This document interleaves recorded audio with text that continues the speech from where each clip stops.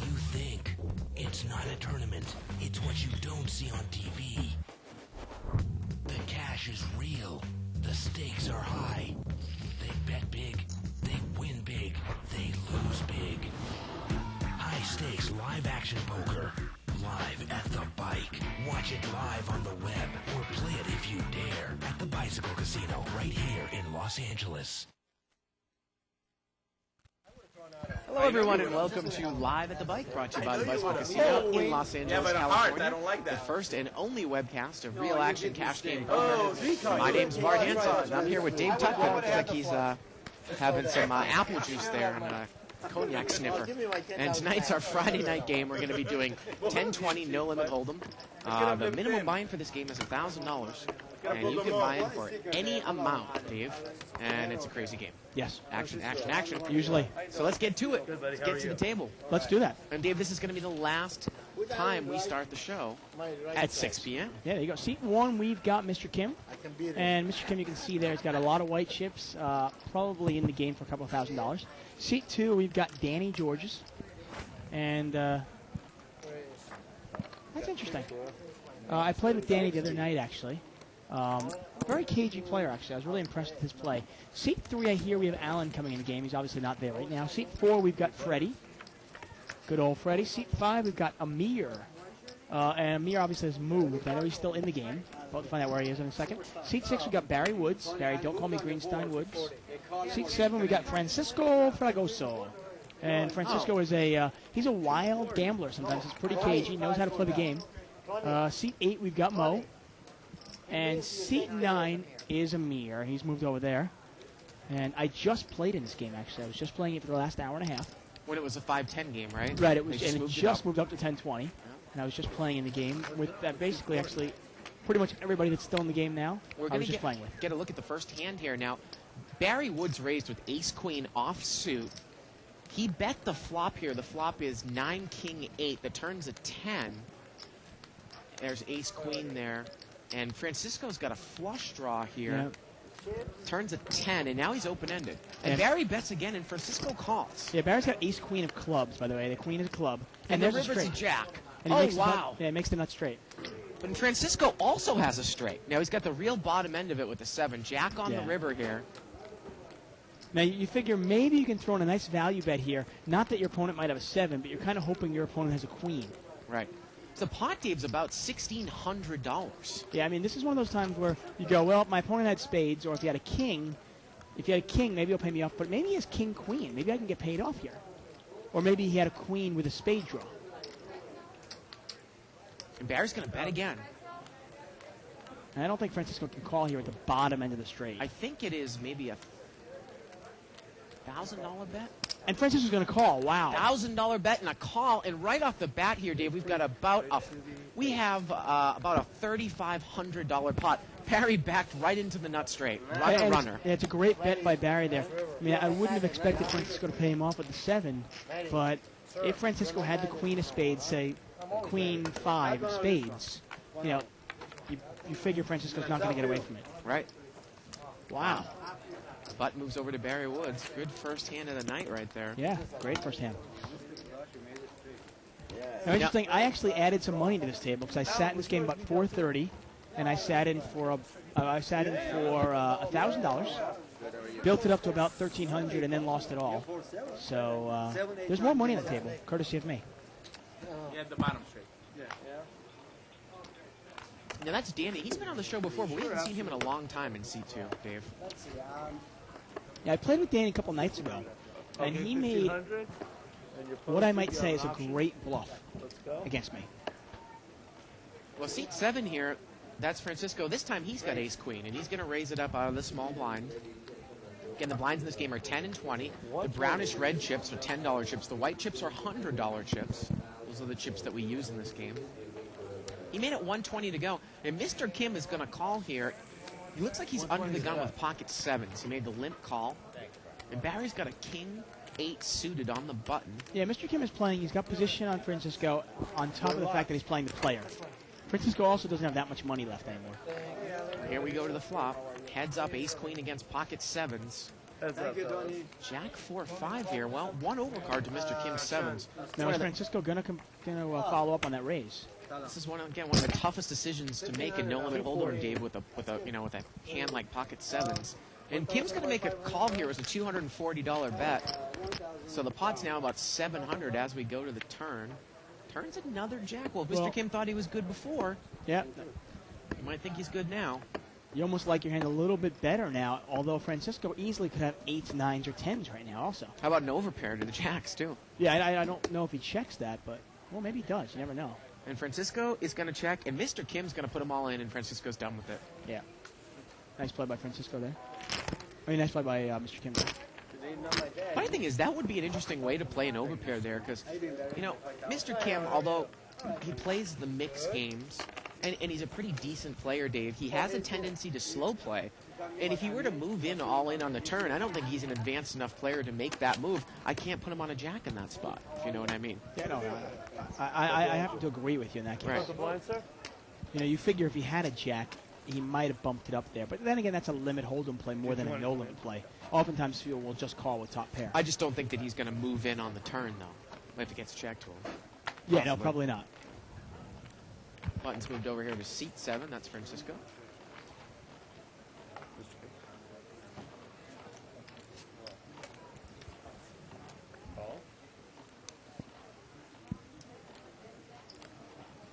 Limp here, and Barry's going to raise it up. Been raised to 50. He's got $50. Ace-7 of diamonds.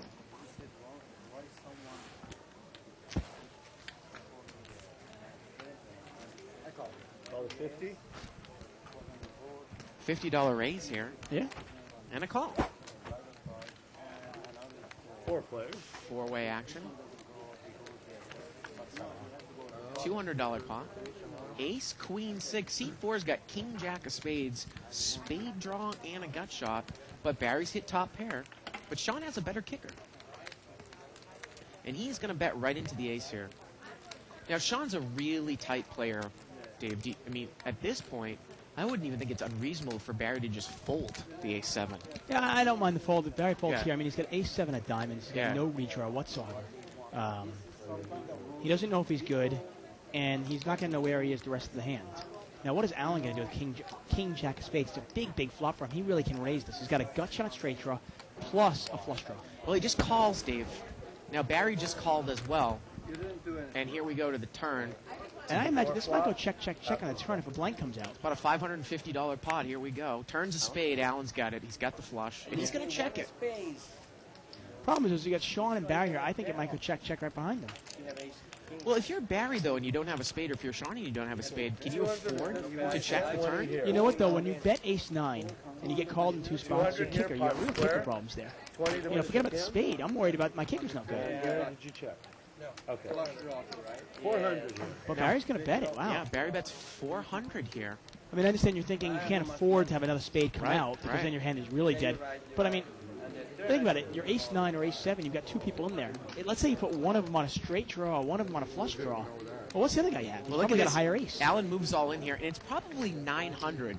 And I got to say, I mean, the pot's so big, Barry might think, well, I need to call here. He's drawing dead, though, and it's Allen. Do we ever see him make a move here? It's 900, so it's 500 more. Allen will usually make that move on the river. If he's missed, he might throw $300 in there. We saw him bluff last night. Right.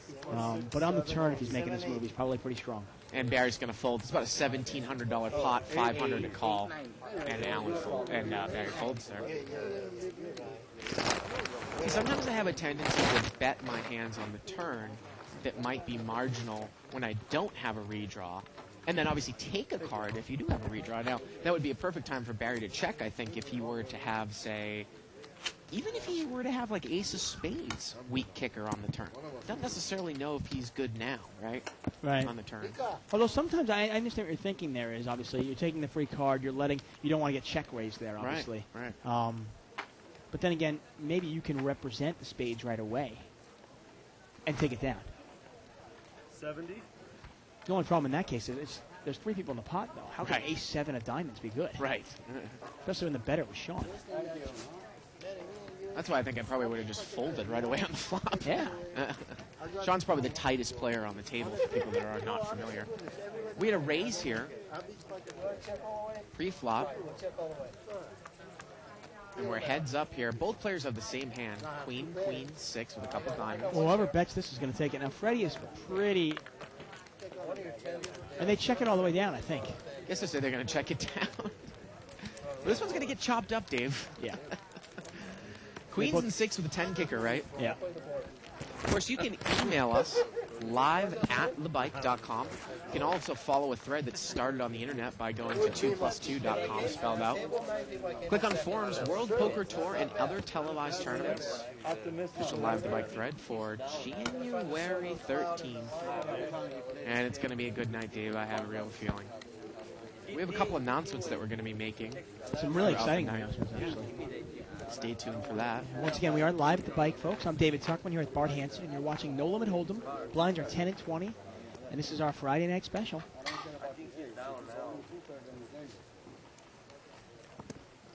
Ace-King over here for seat 8. That's Mo. Mo seems to often be in seat 8 these days, doesn't he? He's going to bring it up to 150. He was in seat 8 last night. Yeah, he used to like seat 1. Now he likes seat 8, huh? $150 raise. And we welcome Ray back. So we've got our cameraman today. Pretty excited.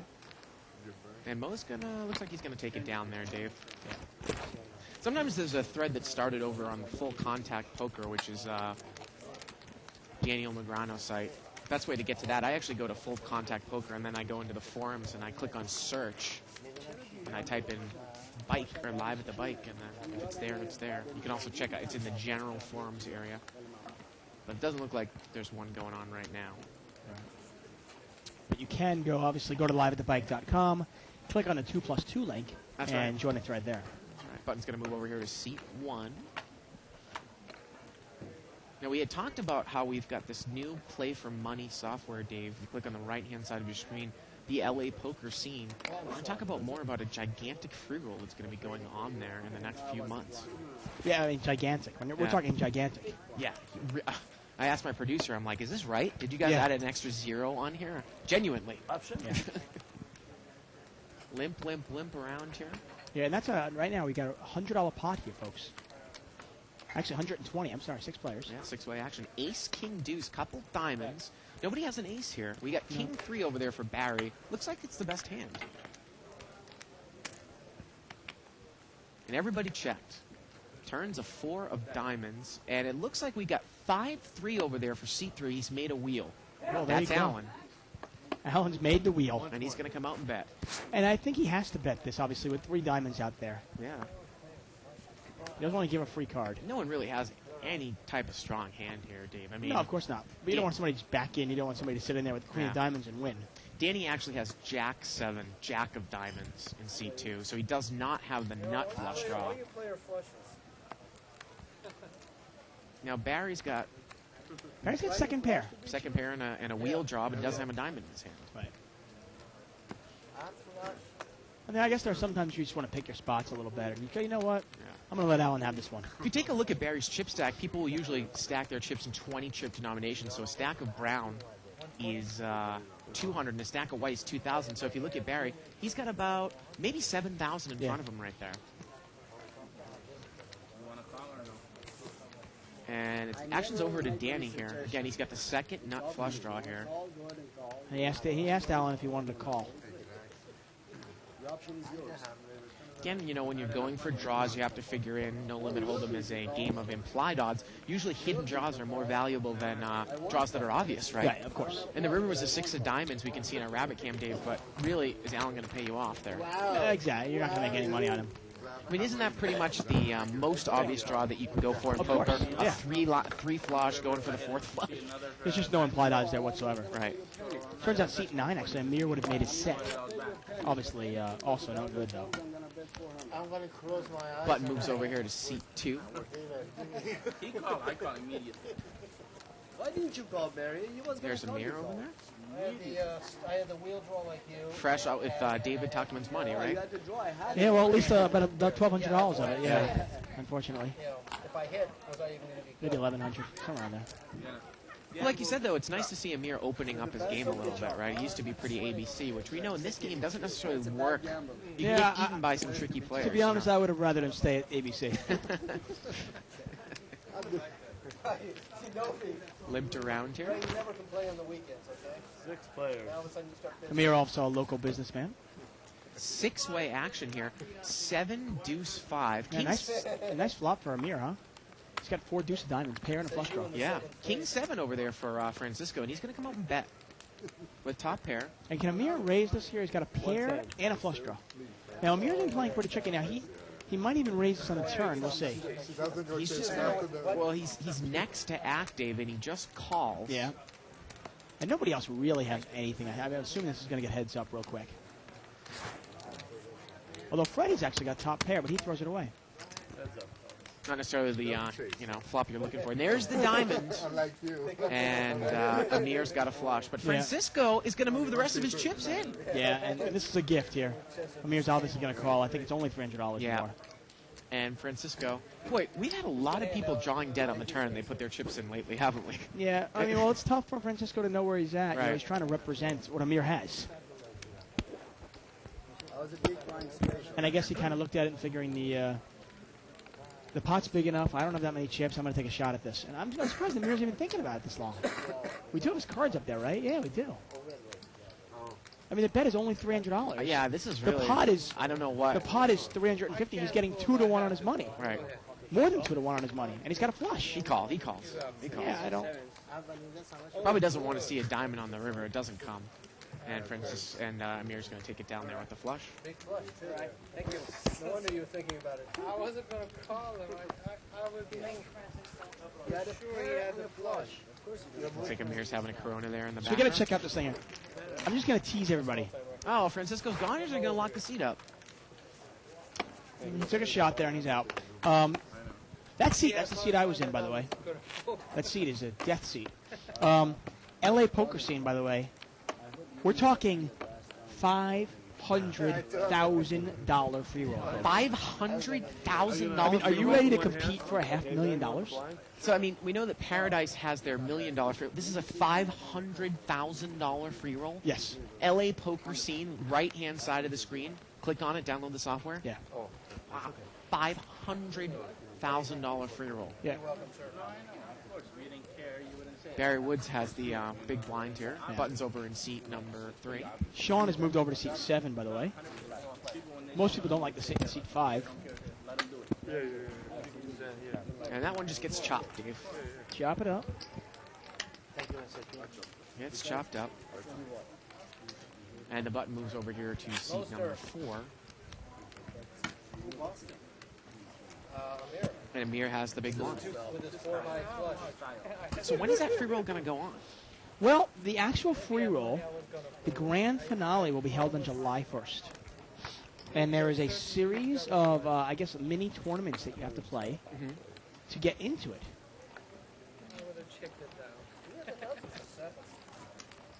And here we go. Yeah, there are 3 daily stage 1 free roll tournaments running daily. Obviously, that's why daily. And that's starting this Sunday. Yeah, maximum number of players are 500. And it's at 3:30, 5:30, and 9:30 Eastern Standard Time.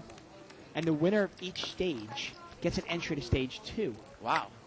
And then, obviously, and the grand finale for stage 2 will be held on July 1st, which is the free roll. First place, guess what first place is? $200,000. Wow.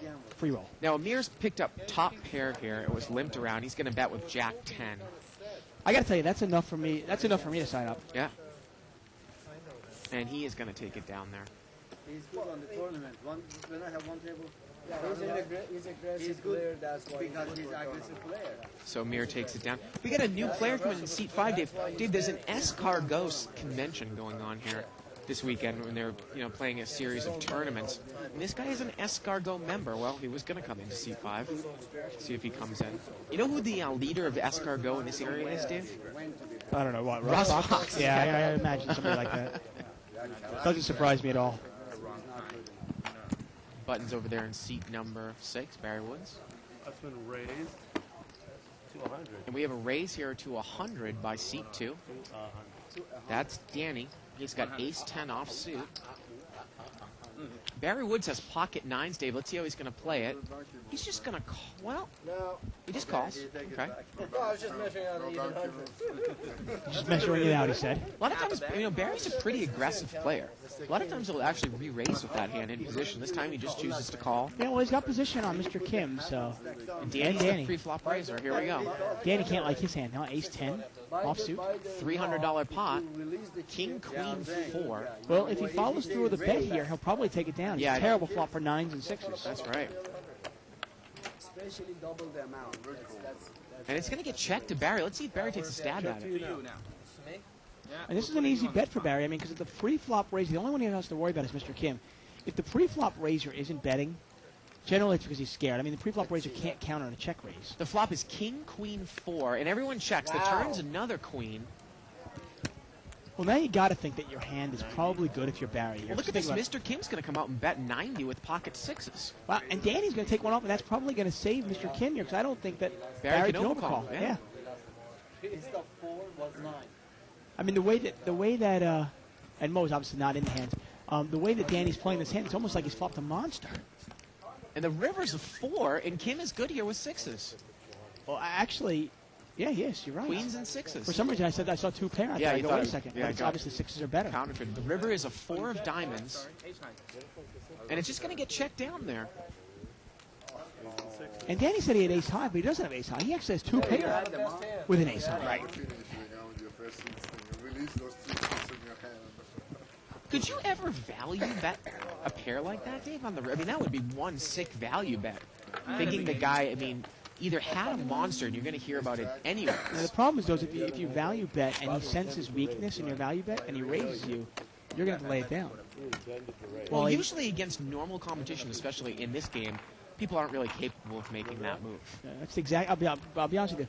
3 days ago, I played against Danny, and that's the exact move he made against me. He actually bluffed.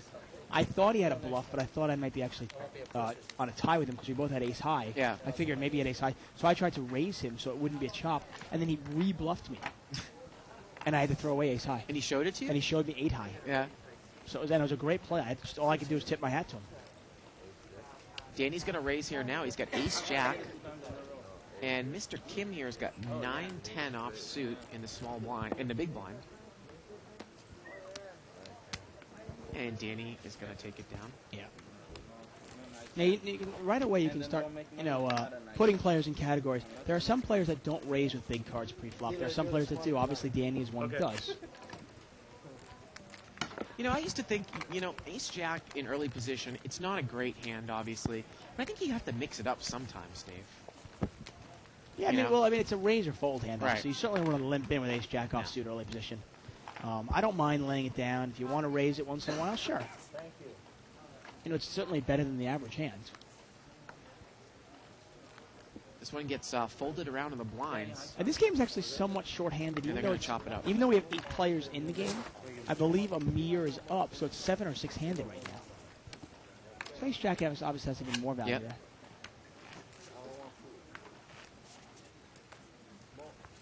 I'm going to YMCA now. We can tell it's working. And the button moves over here to seat 9, Mr. Kim. Now, Mr. Kim, everyone has their favorite type of opponent. Mr. Kim really is kind of my favorite type of opponent because he's not really going to make moves on you. I never really seen him make a move. He's loose passive. Loose passive. Yeah, and it's, And if he's showing any real strength, you're saying that he has it. Yeah. That's one nuts I don't want to see. And it's the same way when I play him with him in limit too, Dave. I mean, he might just, have top 2 pair and think you're strong and just call. Yeah, and maybe obviously his mixed game strategy is different, obviously, because he plays short-handed. And that won't work otherwise. 5-way action here. Ace, ace, king. Mr. Kim's got 2 pair here. He's on the button. Barry's taking a shot at it. He's going to bet here. I'm pretty sure Mr. Kim's going to call this, right?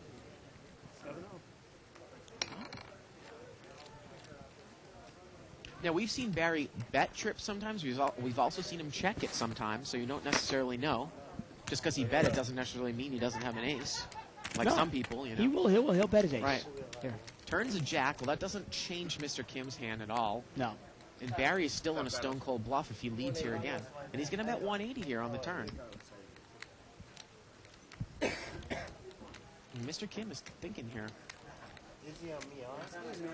And now, if Barry was betting on a king, it would be tied. I said be easy I on mean, me. Mr. Kim had a, somewhat of a decent kicker, but now the turn card copies his card. So, Yeah. if he were to call all the way down, Barry had something like King Rag, it would be a tie. And Mr. Kim is not going to get involved. Barry takes it away there. Yeah. And by betting your ace when you do flop trips, and you can get away with this once in a while. All right. And I think Carlos is coming into the house here, Dave. Carlos from last night. And there's Steve, the escargot player in seat 5, coming into the game. I think escargot did a tournament tonight. They do like various, kind of strange game tournaments, Dave. There are a bunch of. I don't really know what escargot is, to be honest with you. They're like an Escargot is a snail. Yeah, well, I know that. It's like French food. It's like an internet poker group. I said my seat, how I guess kind of like 2+2. And they had a pot limit Omaha high-low tournament last night. I'm not exactly sure what they had tonight. But they play all sorts of. They'll Yeah. play heads-up tournaments and stuff. Crazy pineapple tournament. I remember they did Yeah. last year. Mo's got ace queen here. He's going to open up for a raise out of seat 8. He can make it 90 to go. Oh, I'm sorry. It's okay. Okay, take my $10. No, you have to. And he's going to take it down. This is the second. Makes you happy, that $10? Okay, take it. So once again, LA poker scene, 500,000 free roll. Thank you. And this is, here it is. Basically, it's a look out for the $500,000 guaranteed prize pool tournament running daily, starting January 15th, which is this Sunday, and going on until the grand finale on July 1st. So obviously go and check it out. Check it out at the on the website. Yeah. And here it is, basically. Each player receives a free entry of 1 gold bar into the free roll. Yeah. Now, new sign-ups will get 3 gold bars and another 5 gold bars for making the first deposit, using the bonus code of 5X500K. Once again, that's 5X500K. Damn, put We had a raise here by seat 6. He made it 70 to go. That was Barry. He had ace-jack offsuit. We got another ace-jack offsuit in the hand, ace-7 of spades, and a queen-jack. 3 of the aces are dead. 3 of the jacks are dead. 4-way action. 5-way action. $300 pot. King 10-9, all hearts. Well, Danny's got the nut flush draw and a gut shot straight draw in seat 2. And Kim's flopped a straight, but he has no heart over there in seat 1, Dave. Queen-jack. King 10-9 on the flop. Well, he'll probably play this pretty hard. Well, maybe not that hard. He's going to bet 70 into a $300 pot. Wow. Now, I got to tell you, the best card that could possibly come out here for Danny is actually a queen, but not a queen of hearts. That's right. Because that would be a little more deceptive, and he might actually get some money out of Mr. Kim. While if a heart comes out, obviously he's not going to make anything. Turns a 5. And Barry is not in And there, then by the way. I guess they're just going to check it down there, Dave. Again, Mr. Kim, he actually checks it down a lot. Well, wait a minute. I thought that they said they were going to check it down, but Kim checked, Danny checked behind him, and now Danny is bluffing, just a small bluff on the river because he missed, and Kim's going to call. And that wasn't going to do it. I mean, he bet about $100, Dave, into a pot that was maybe 500 on the Yeah, river. obviously that's not going to do it there. I mean, the only way that bluff actually works is if Mr. Kim was betting a heart. The problem is, though, is the likelihood of Mr. Kim betting a heart is pretty slim, considering you have the ace of hearts. Why did Kim check the turn? I don't know. Maybe he's trying to play it tricky and trying to get the guy to bite on a bluff. I can take it down. I try to bet it. Normally works, they got in there for that straight. Yeah. In his case, it didn't. Anyways, I'm going to continue with this LA poker scene free roll here. After you sign up with that bonus code of 5X500K, there are 3 daily Stage 1 free roll tournaments, 3:30, 5:30, 9:30 Eastern Standard Time. And the winner of each stage gets an entry into Stage 2, and Stage 2 is the real free roll where first place is actually $200,000, folks. Wow. Hey, you didn't. No, Carlos. Carlos playing over here? Limped around here. So we don't know. We don't know. You got to figure if Steve's an escargot guy, he's probably pretty tight. But that's not necessarily. 5-way action, limped around. All clubs here, and seat number 2 there. Danny. That's Danny. He's left a king high flush. Yep. King deuce of clubs. Was it on the paper next time? Yeah, it was. And he's in late position. Let's see if he's going to put some money in here.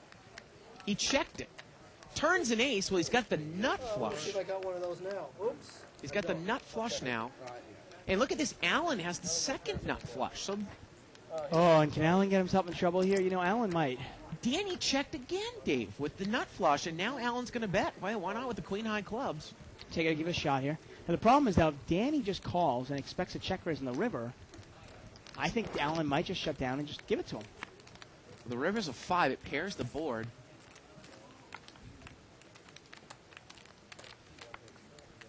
And what are you throwing here for Danny? Maybe a $300 bet?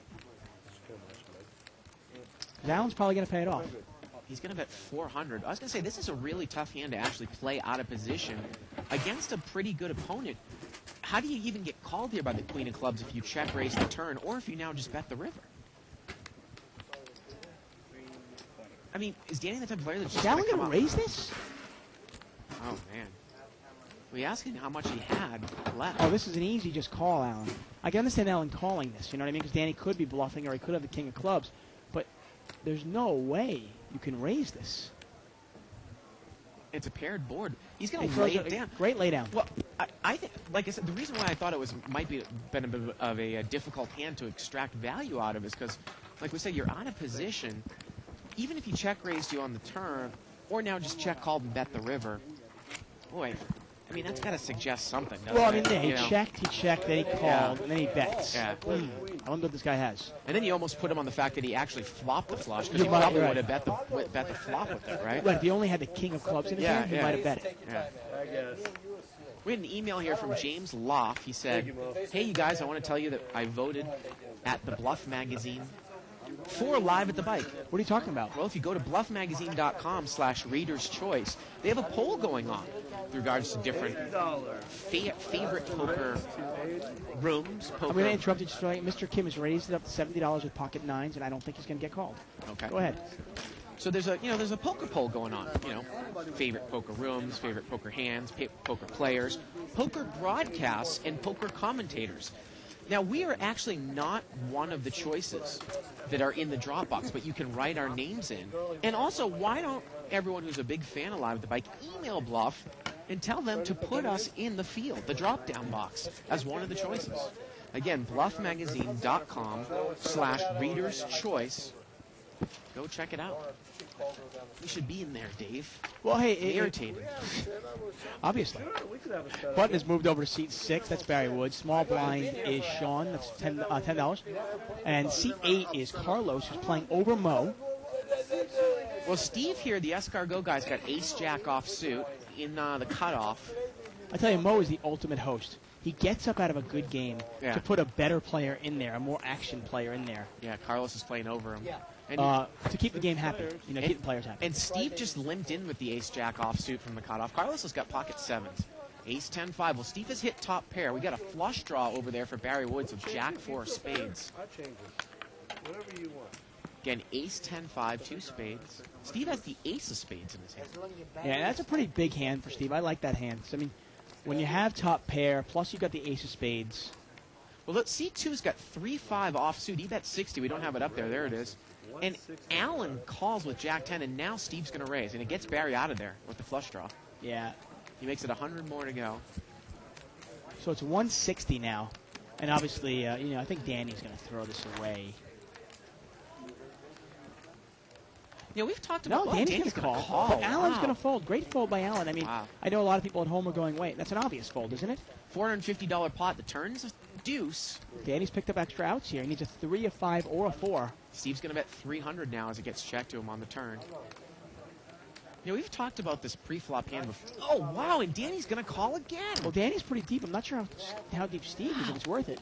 And the river's Wow. a 4. And look at that. He had a straight draw on the turn. He picks it up on the river. Yeah, but how can you possibly put your opponent on a 4 here, on a 3? And he's going to bet. He bets 500 here, Dave, into a $900 pot. I got to tell you, I pay him off here. I put him on a missed spade draw.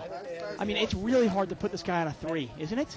What are you sitting there? Unless you think the guy had, maybe king 3 of spades specifically, And Steve is going to make the call.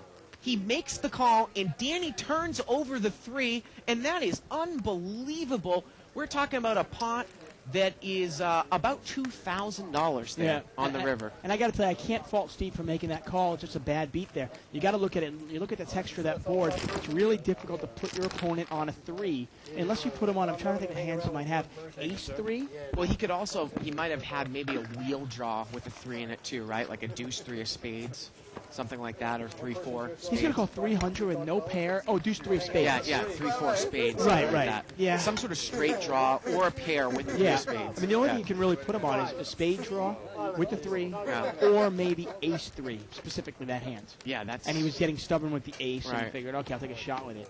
So you don't blame for Steve paying him off there. It was interesting, right before I was going to say that, we talk about ace-jack offsuit a lot. It's a hand that doesn't have a lot of value. But in position, if I'm going to play it and there were limpers and there's a lot of dead money in front of me, I'm probably going to raise it from the cutoff, aren't I? Do I want to see a lot of people in with that hand? Not usually. He actually did not raise in the cutoff seat, right? Right. Well, you know what they always say, don't go broke in an unraised pot. Yeah. No, it's just, is the regular air off done? Is the regular air not working also? I don't know. It's just how to know. We also had another emailer, Dave. Again, you can email us at live@thebike.com by Greg Lester.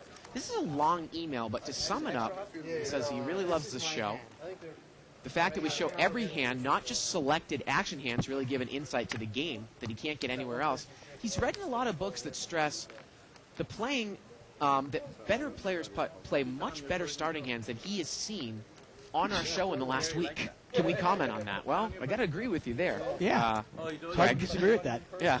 You know, if you really want to emulate a player and you're trying to figure out what kind of hands they're playing. Now remember, this is no limit, which is different than limit hold. I mean, Right. You can play some out-of-the-box hands, like, say, Daniel Negreanu does or Gus Hansen does. Right. Or even Doyle Brunson. But if you want to emulate a player, you see Mo, Yeah. who I'd say 80% of the time he's playing, pretty much premium hands, but then he'll mix it up once in a while, and he'll throw 3-5 of spades in there. Now, this pot was limped around, and it got around to Carlos in seat 8. He's in the small blind. He's going to raise it up to 80. He's got ace-9 offsuit. Allen limped and called with ace-jack, and Barry's in there with 7-6. And what I was going to say there is, again, a lot of people that are, play a lot of limit hold'em. 7-6 can definitely be more valuable than an ace-9. Oh, well, definitely. Just because your cards are higher doesn't necessarily. Look at this, ace-6-8, and Allen's got Carlos outkicked. And Carlos is going to bet 200 here. Oh, Carlos is in trouble here because I don't think Allen's going to go anywhere. And Allen's just going to call. And Barry's going to lay this down, yeah. 7-6 definitely has more value than ace-9 because 7-6 you're not going to go broke on a hand like this. Right. Ace-9 you can easily go broke. Pot's now 560. The turn's a king. Now Carlos has got some outs. If he catches a 9, he's going to win the pot. Now if he catches a 6 or an 8, he will tie the pot. Now Carlos bets 200 and Allen calls. The pot's about 950. But let's look at this board. Not necessarily a great board for ace-jack. The river's a 5. This might get checked down. Nope. It's a $950 pot. But Allen's probably not going to go anywhere. And I got to tell you, if you're Carlos here, do you really want to bet? You're not going to get paid off by a flush draw. And can you get paid off by a worse hand? He's going to play a little blocker bet in there, and he's going to get called. $200 bet, $200 call. And Allen is going to take it down with the ace-jack. Now, the funny thing is, Allen might be playing Carlos, playing the player a little bit there. But ace-jack, when the turn comes, there isn't a whole lot out there if the guy's actually raised with a premium hand that you can really beat there. Now, if he keeps firing Well, at you, right? I'm not sure why would the king change anything? Well, I'm just I saying, couldn't beat ace-king before that. Right. You could okay. be ace-king if he had pocket kings or something like that. Oh, okay, I see what you It's a mean. possibility. Right, Any Broadway card comes on the turn that's not a jack, it's one more thing that... Right, now if a something could 10 were to come out, that would be one more hand. But let's say a queen or a king comes out. If the guy's got ace-king or ace-queen, I'm lost anyway. I'm behind him. Right. Now, I got to be honest. If Carlos has ace-king or ace-queen there, I'm going to pay him off with ace-jack too. And so be it. Well, Allen, fresh off that win, he's picked up pocket aces now Wow. in seat 3. And it's a good tell. If somebody is still stacking chips from the last pot, yet they feel inclined to raise the next one, oftentimes that's a tell they have a pretty big hand. Especially if it's not an action junkie. He's going to make it 120 to go here. Now, 120. seat 2, Danny's got pocket deuces. And he's going to make the call. Well, hey, you know what? A lot of implied odds here. If he catches a deuce, he's going to get all of Allen's money. Guaranteed. $240 pot. Here we go. King, 9, jack, all clubs. Now, Danny actually has the club in his hand. Yeah, how do you like that flop if you have pocket deuces, though? I mean, you can't like that flop, actually. He's if going to you're come out and bet. He's going to bet. He bets 150 and Allen calls. He bets a little half the size of the pot. Allen calls. Pot is now about 550. The turn's a queen and Allen has a straight, but Danny's still drawing live to a club. Danny can beat nothing though here. I mean, this is over right here. I got to imagine. Allen, Danny checks. Allen bets. Said I know you got an ace. And again, here we go with this type of draw. Are there any implied odds? He doesn't even know if his hand's good if he catches it. He's got the deuce of clubs. And he's going to lay it down. Yeah. I mean, I don't mind Danny taking a shot at it. And the river would have been the 4 of clubs, actually, and Danny would have got there. But you know what, though? I'm not even sure if Danny would have won the pot anyway. Yeah. Because Danny might have checked it, Allen might have bet, and Danny still might have folded the deuce of clubs. Who knows? Another email here from Blue Gill. He says, it's very cool watching live poker like this. This is the first time I've ever seen the show. I know that Kevin Smith is a big poker fan and likes the bike. Have you ever seen him, or has he ever been on the broadcast? Kevin Smith, I think he's talking about the director, right? Yes. I've never seen him at the bike, actually. I think I've seen him Mall once. Rats and, yeah. you know, I think I've seen him once or twice, but we've never had him on the show. Yeah. Hopefully we are working with some celebrities to get like a celebrity night here and there. Maybe we'll get Kevin Smith on the show. Right. Who knows? Obviously, we're always working on stuff here.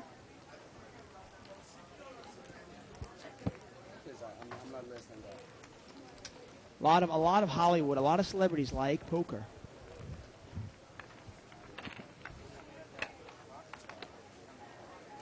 Vince Vaughn comes in all the time. Laura Prepon comes in all the time. We got a I little want race to say here. Danny Masterson, is that his name? Yeah. He comes in all the time. James Woods, obviously, who we've had on the show numerous times. And Barry Woods raised it up to 50 here with 6-4 of hearts. He got called with 4 spots, so it's a $250 pot. And flops. look at this flop. He flops a straight with a straight flush draw. Wow, and this is interesting here because seat wow. 9, Amir, has got a pair and a bigger flush draw. He's got middle pair, king 7 of hearts with the flush draw. Oh, this could get big, folks. Barry's going to bet 300 with this made straight. I love it. He raised pre-flop, Dave. He's going to make what looks to be a continuation bet. Now, once again, Amir's hand is big enough to raise this, and he's going to raise. And Amir's going to raise it. Barry bet 300 into a $250 pot, and let's see how much Amir's going to make it. And I got to tell you, if you're Barry, do you come right over the top right away? Amir made it 700 to go. 400 to call. I mean, what do you put Amir on here? You put him on a set, maybe? And Barry is going to re-raise. Great He's going play to here. re-raise. And I don't know if Amir has enough money to get away from it. And let's see. He's going to raise it 1,000 more. He makes it 1,000 more. And the pot right now. Amir's going to move all in. The pot was about 2,000. This is going to be about a $3,500 pot. And Amir needs running cards. Turn is an 8. You need a 7 or an 8. And the river's an ace. And Amir makes it. He's got a higher flush. Oh, wow. He gets rivered. Barry Woods gets rivered. And that is the same ace of hearts that came on the river against me when Amir beat me. Turns a 7, 8 of diamonds. River's an ace of hearts. I tell you, Amir is living a blessed life tonight. Yep. Wow. Barry bet 300 to about a $250 pot. Amir made it 700. Barry made it 1,000 more on top, and Amir moved the rest all in. Yeah, you can't blame Amir there. You know what? When he raised up to $700, he only had about another $1,200 left. He's already pot committed. There's no way he's going to get away from the flush draw with the 7. No chance. And those guys didn't even talk about running it multiple times. No, they didn't. And Amir's on fire tonight, Dave, isn't he? He really is. I mean, I want to say he's probably, I know he's up a couple of $1,000s before the show even began. And obviously that was probably close to another, say, $5,000 pot. Well, the funny thing about Amir there in that hand is Barry really played that hand in the way it was played out like an overpair. I mean, he had raised it pre-flop. Now, if you've got king 7 hearts, you've got a pair. You could also have, you've got a pair, you've got a flush draw against just a lone overpair with 2 cards to come. You put that much money in there, you've got a call, right? Oh, there's not a question. Absolutely. I mean, he's got minimum 11 outs because you figure if another 7 comes, he's probably good. And if a heart comes, obviously, he's probably good. He also has, that's what he's got to figure, right? Well, he also could have outs to the king, too, as well. Which would mean make 14 outs. Right. Now, since Barry actually had the straight already. Right. He was a pretty big underdog, actually. Oh, huge. He only had 9 hearts, and one of the hearts would have been a straight flush for Barry. So he only had 8 hearts. And since Barry had 2 of them, he only had 6 outs. Limped around here. I mean, Barry was in great shape. And I want to give Barry credit for playing. I think he played that hand perfectly. Limped around. Amir bets. Amir bets? Yep, he had a middle pair there, Okay. C9. And we got a call over there from Alan with queen 6 bottom pair, and Carlos is called with 5-6 bottom pair. The turn's a queen, and Alan makes 2 pair. The problem with though, Alan is he's made his 2 pair, but he's not going to get paid off by anybody. He's going to come out and bet 150 And here. he takes it down. And he's going to take it down. Yeah. You win. Well, again, I mean, Barry really made it look like the way that that hand played out, he would have played an overpair in the exact same way. So, you know, if Amir raises the flop with a big hand like a set or something, you've got him anyways. I mean, once I got to be honest with you, I love the way Barry played that's that what I'm hand. saying. Once Amir raises that flop, I just don't think he's going anywhere. With that texture board, he's got to have something big, right? I gotta be honest, it's great. Barry played it. He raised pre-flop, okay? And so often when people raise with unconventional hands pre-flop and they hit a big hand, they stop. When the best thing you can do is bet it, because nobody will put you on that, Right. and you're letting them make a play on you.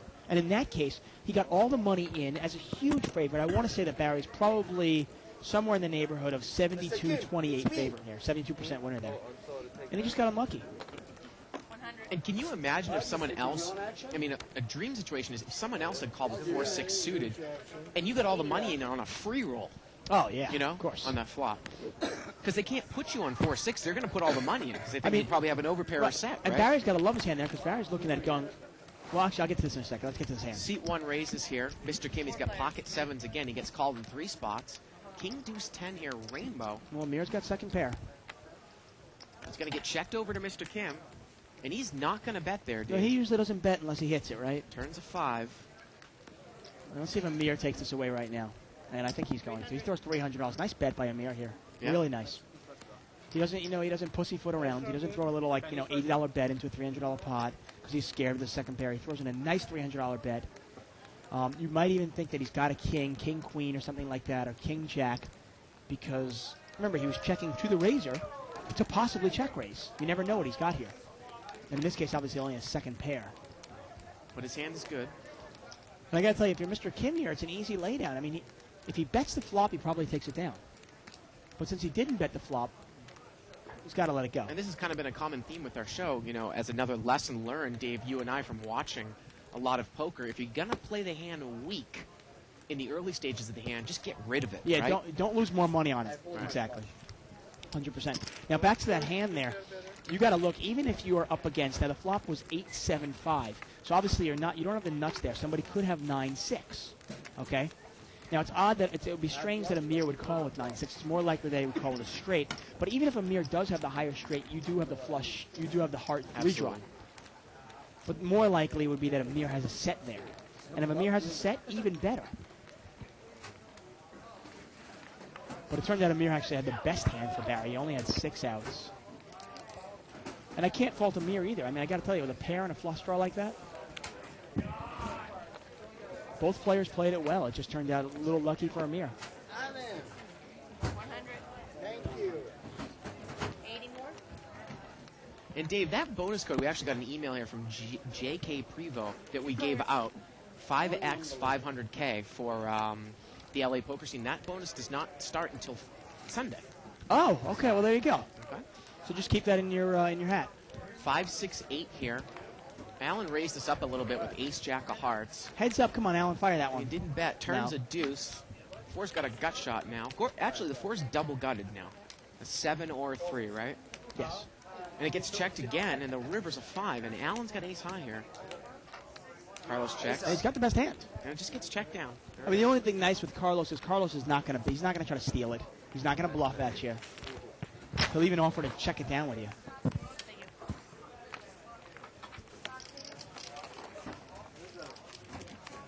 There it is. And actually, when you were saying about the straight flush with Barry's hand, Yeah. Amir had the 7 of hearts in his hand. King Oh, 7. did he? Okay. Yeah, Thank you. there you go. Didn't even notice that. So then he did actually have 7 outs. Right. Normally 9 outs, but Barry's got 2 hearts. So he got 7 outs. So he's still, but Barry's still probably, maybe 66% favorite there, 66-34. Now, Ace Jack offsuit here for Now, Carlos. when the turn paired the 8, obviously it gave Amir more outs. Obviously, another 8 would have won it for him. Another 7 would have won it for him. Or any big heart. Carlos is going to raise it up to 60. C2's going to call. Danny with the little suited connector. Oh, and Barry might be tilting a little bit. He's going to call with Jack Deuce of Hearts. 3 players. And here we go. Jack 3-5, Dave. Is he going to get in trouble here with top pair, no kicker? He's going to check. We'll see. Carlos is doesn't going have to come out and bet. good bet by Carlos. He's going to bet 200 here. About the pot. We talk about how money can be won and lost a lot of times through steaming in poker. See how Barry's going to play this one. Leave your emotions at the door. He might check raise here, Dave. And he is going to check raise. He's going to make it 600, and he's in big trouble. Yeah, he's in big. And Carlos is going to be all in for another 200 maybe. Looks like another 300, and just like that, Barry's pretty much throwing away $1,000 on this hand Well, unless he gets lucky. Yeah, we got a $2,100 He's got a pot flush here. draw now, and that's not going to happen. No. Yep, and Carlos is going to win over 2,000. Barry's going to pretty much piss away about 1,000 there on that hand. Yeah, and you know what? Lesson learned there. You know, you Yeah. really got to leave your emotions out of poker. Stay unemotional. Bad beats come, bad beats go, but the more important is, you know, you're going to give as many bad beats as you get, you Yeah. know, and it's all going to even out. But if you tilt off another $1,000 after you get a bad beat, well, that's the difference. Everybody's rooting for Barry Woods, Dave, you know. He's a fan favorite. He's a great guy and Yeah. everything, you know. That was just a tough beat. I mean, I happened to like Amir, too. It wasn't like I was rooting for one or Right, the other. right, right. And they both played the hand well. You know, Amir just got lucky and Barry unlucky. And that happens. And Amir, you know, there's nothing he could have done about the hand. It's just big No, hand clashes against big hand. Yeah, I thought he played it well, to be honest with you. Limped around. You know, how does he put Barry on that? I mean, he Right. probably puts Barry on pocket jacks or pocket Overpair, queens or something. right. And he goes, okay, great, I'm in good shape. 5-way action. King, queen, deuce. Sean's got, and that's actually Mo now. I guess Sean got up. Yeah. And Mo's going to come out and fire out with top pair here from early position. And Amir's going to call with middle pair. Wow. And is Danny going to go anywhere? Can he overcall with king 5 of spades over there in seat 2? King, queen, deuce here, rainbow on the flop. And Steve also has a king. That's the case king. Look Yeah. at that. And if Steve's a tight-ass escargot player, Dave, you probably think he's going to fold, right? I would fold. Especially if 3 people call. 3 people call, I'm getting rid of king 9 here. Yeah. King clubs, 9 of diamonds? Yeah. I think this is an easy fold for Steve. Yeah, I mean, good players throw away winning hands all the time. Oh, he's going to make the call. Yeah. Well, you know, maybe he takes a one off, sees what happens, sees if these guys keep firing. I'm a little surprised that Mo actually fired in there with a kind of a weak holding from early position. We'll Yeah, I see. think he wants to see where he's at, you know, and obviously that's not Sean, that is Mo. Look at this. The turns a jack and Amir spikes 2 pair. The problem is, though, nobody has a real king. So I don't think Amir's going to make any money, and I don't even know if Amir can really bet it. Could someone have been chasing here with gut shot, I guess? Ace 10? Ace 10, yeah. Problem is, though, you got to be scared of, what if one of your opponents had king jack? You know? $300 bet here by Amir. Mo And- checked, Amir fired. And if they all call, which is very highly unlikely, you know, Amir's got a lot of cards to dodge, obviously. He's got to dodge a deuce, Well, a 9, a 6, and a 5. Steve has a straight draw, but it's really a garbage straight draw because a 10 would bring an ace of straight, and he's going to get rid of it. All in? Who's worried about him? Who's worried about you? And, And Mo's- Mo's going to move all in. I guess Mo thinks that Amir's bluffing. No, I know. And how much more is it there from Mo? Wow. Well, hey, you can move in with any 2 cards. You can't call with any 2 cards, though. And this really puts a test to And Amir. Amir's going to call. And I think it's about 1,000 more, and the river is an 8, and Amir's going to take it down there with Queen Jack. Oh, hey, it's the night of the Amir. Wow, people are handing money to Amir tonight. Well, I wouldn't say handing money. I don't think Barry tried to. In that case, obviously, Mo. Well, that was, yeah. Yeah, that was more of a handing. Right. When someone loses, That was about 1,000 more. that's what I say. I tried. Well, maybe Mo was, kind of noticing what you had said. You were noticing that Amir's tending to make more moves now. Yeah, well, that's the thing. I mean, Amir definitely has. I played with him about 10 days ago, and I was really surprised when he had ace-jack, missed the flop, he bet it. Okay, that's fine. And then a guy check-raised him, and he raised him back. Right. With no pair. I mean, the flop was like 9 high. I mean, the pot basically there, it was a $700 pot after Amir bets 300. Does Mo think that he can move in for a total of 800 and get Amir off of something like 2 pair there? Well, he but just maybe thought- he thinks he can get him up 1 pair, though. Well, I mean, What if Amir just has king, king 9? yeah. Well, I mean, at that point, I mean, the pot's pretty big. It's only an extra 400 back to Amir. I mean, he's almost getting about 4-to-1 odds there. Possibly. I don't know. Maybe it's Amir's birthday. We're all trying to give him money. I don't know. Like I said, I gave him 1,100. Barry gave him 2,000. Mo gave him 1,000. Limped around.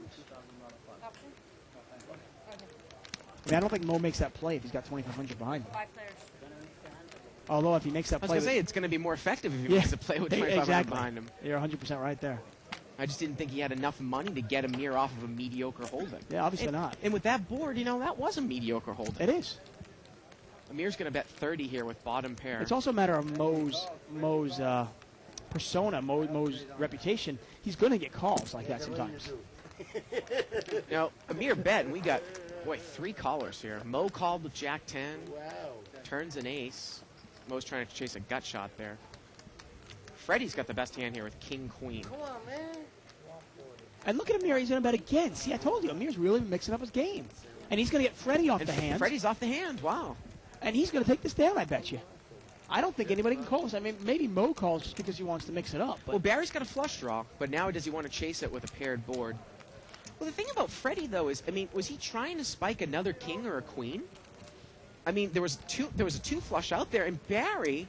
Well, he might have called one time to see what the players behind him did. Barry and then calls. When Barry and Mo called, it gets kind of scary. River's a 9, and Amir is good here with a pair of 7s. Yeah. And Amir checks, and Barry gives out, and Amir's going to have to show this hand down with the 7. That's it. Wow. Freddie folded the best hand. He sees it. And you can't fault Freddie. Now, Freddie might have called Amir if there was nobody else around. Right. But when Barry calls behind him and Mo calls, you've got 2 more players behind you. How do you think your king is good? One of these guys got to have a king, or have to have an ace, don't they? Obviously not. Another exciting feature we have going on is our Wednesday night game is actually going to be an unrestricted no-limit hold'em game from now on. Uh-huh. And I'll talk about that after this hand. It's no longer sponsored by Poker Blue, right? I don't know. No, I have 7 queen. Oh, okay. I get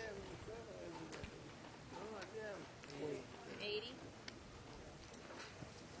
Barry is going to raise it up here to 80. I got the same hand I gave you a bad beat with. I'm not coming. You take it down. Yeah, our Wednesday night game is no longer sponsored by Poker Blue. Although many players from the Poker Blue site still might play, Yosh still might play, Bobby Belande might still play. All these players are still going to play in the game. But it is actually going to be a $25.50 no-limit cash game. Minimum buy-in $3,000 and an unrestricted maximum buy-in.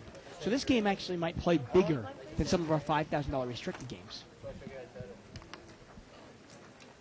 And Yosh is going to help make the game, but actually Mo is going to be the host of the game. Mo is our no-limit host here at Bicycle Casino, and he's going to host that game as well. Once again, that's going to be a $25.50 no-limit game. Minimum buy-in is $3,000, no maximum buy-in. Every Wednesday from 7 to 10 p.m. 4 players. Limped around here 4 ways. It's an $80 pot. 9-7 deuce with a couple of clubs. Go ahead. And no one really has any part of this. Seat 8's got king deuce. But Carlos is going to come out and bet in 40 here with bottom pair on the button. And Amir calls with bottom pair, but a worse kicker, Dave. Amir must be feeling lucky tonight. 6 deuce. More heads up. King deuce against 6 I was deuce. talking to him about this. Sometimes when you start winning a lot of pots, you start feeling invincible. Turns and a maybe 9. that's what Amir's feeling. See if Amir uses this club as a... And he's going to bet right out here. 9-7 deuce, 2 clubs on the flop. The turn's the 9 of clubs. I don't think Carlos can call this. Carlos can't beat anything. And he's going to fold. And I don't think he meant to show that hand, but it flopped up there. And Amir shows his nods, and Amir is on absolute fire. Don't touch him, you might burn yourself. Come on, dealer, give me one. We haven't done a chip count yet, but we got to think he's up at least 5,000 from the show Oh, this started, guy is right? insane. I mean, he's off the hook right now. Look at him. I think he's growing hair.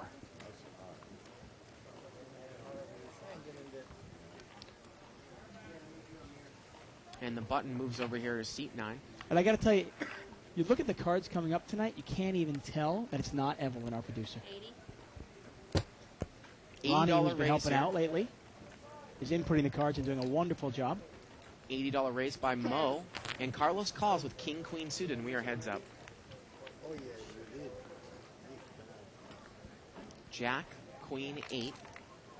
Mo's going to fire. He's going to make a continuation bet. He's going to take one shot at it, and I think that'll probably be it. He's going to bet 120.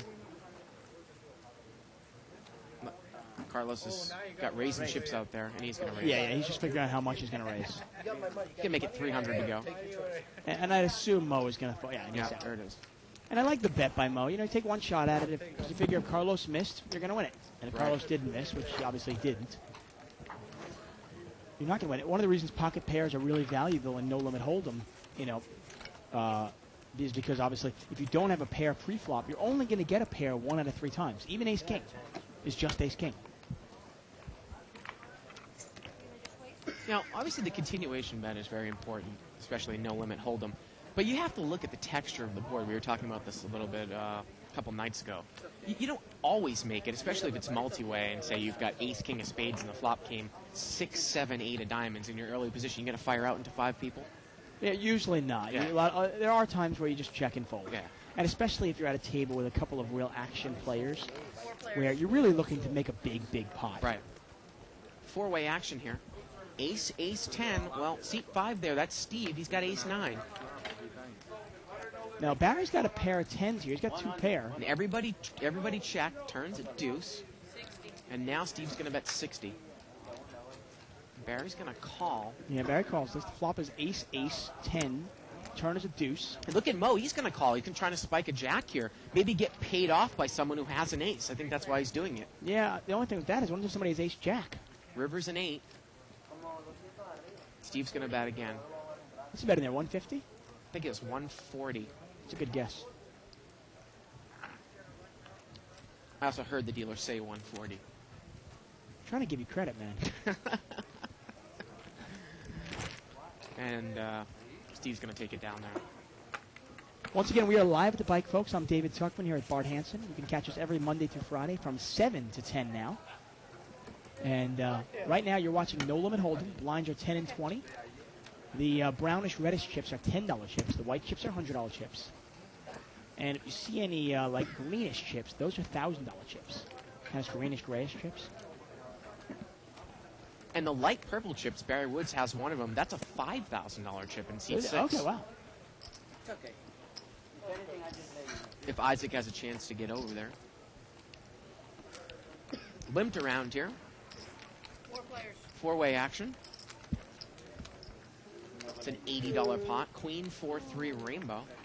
There it is right there. Barry Woods in between his white and his brown stack there. Don't you love it? Isaac hears you, but he'll go at his when he wants to go. He'll go. I think Isaac's just actually ignoring me. Mr. Kim bet out here on bottom pair, and Amir called with middle pair, and Amir has the best hand. Board is 3-4 queen 10, and I think Kim led again here on the turn. Well, you know, I mean, Mr. Kim makes moves so infrequently that you kind of just got to respect it, don't you? Hey, I wouldn't have called with 4-5 on the flop there against Mr. Kim. Or maybe you call one time and see if you can spike a 4 or 5. You know, and if Mr. Kim does have a queen, you can make some decent money off Yeah, him. But yeah. I don't think it's going to happen. Button moves over there to Barry Woods.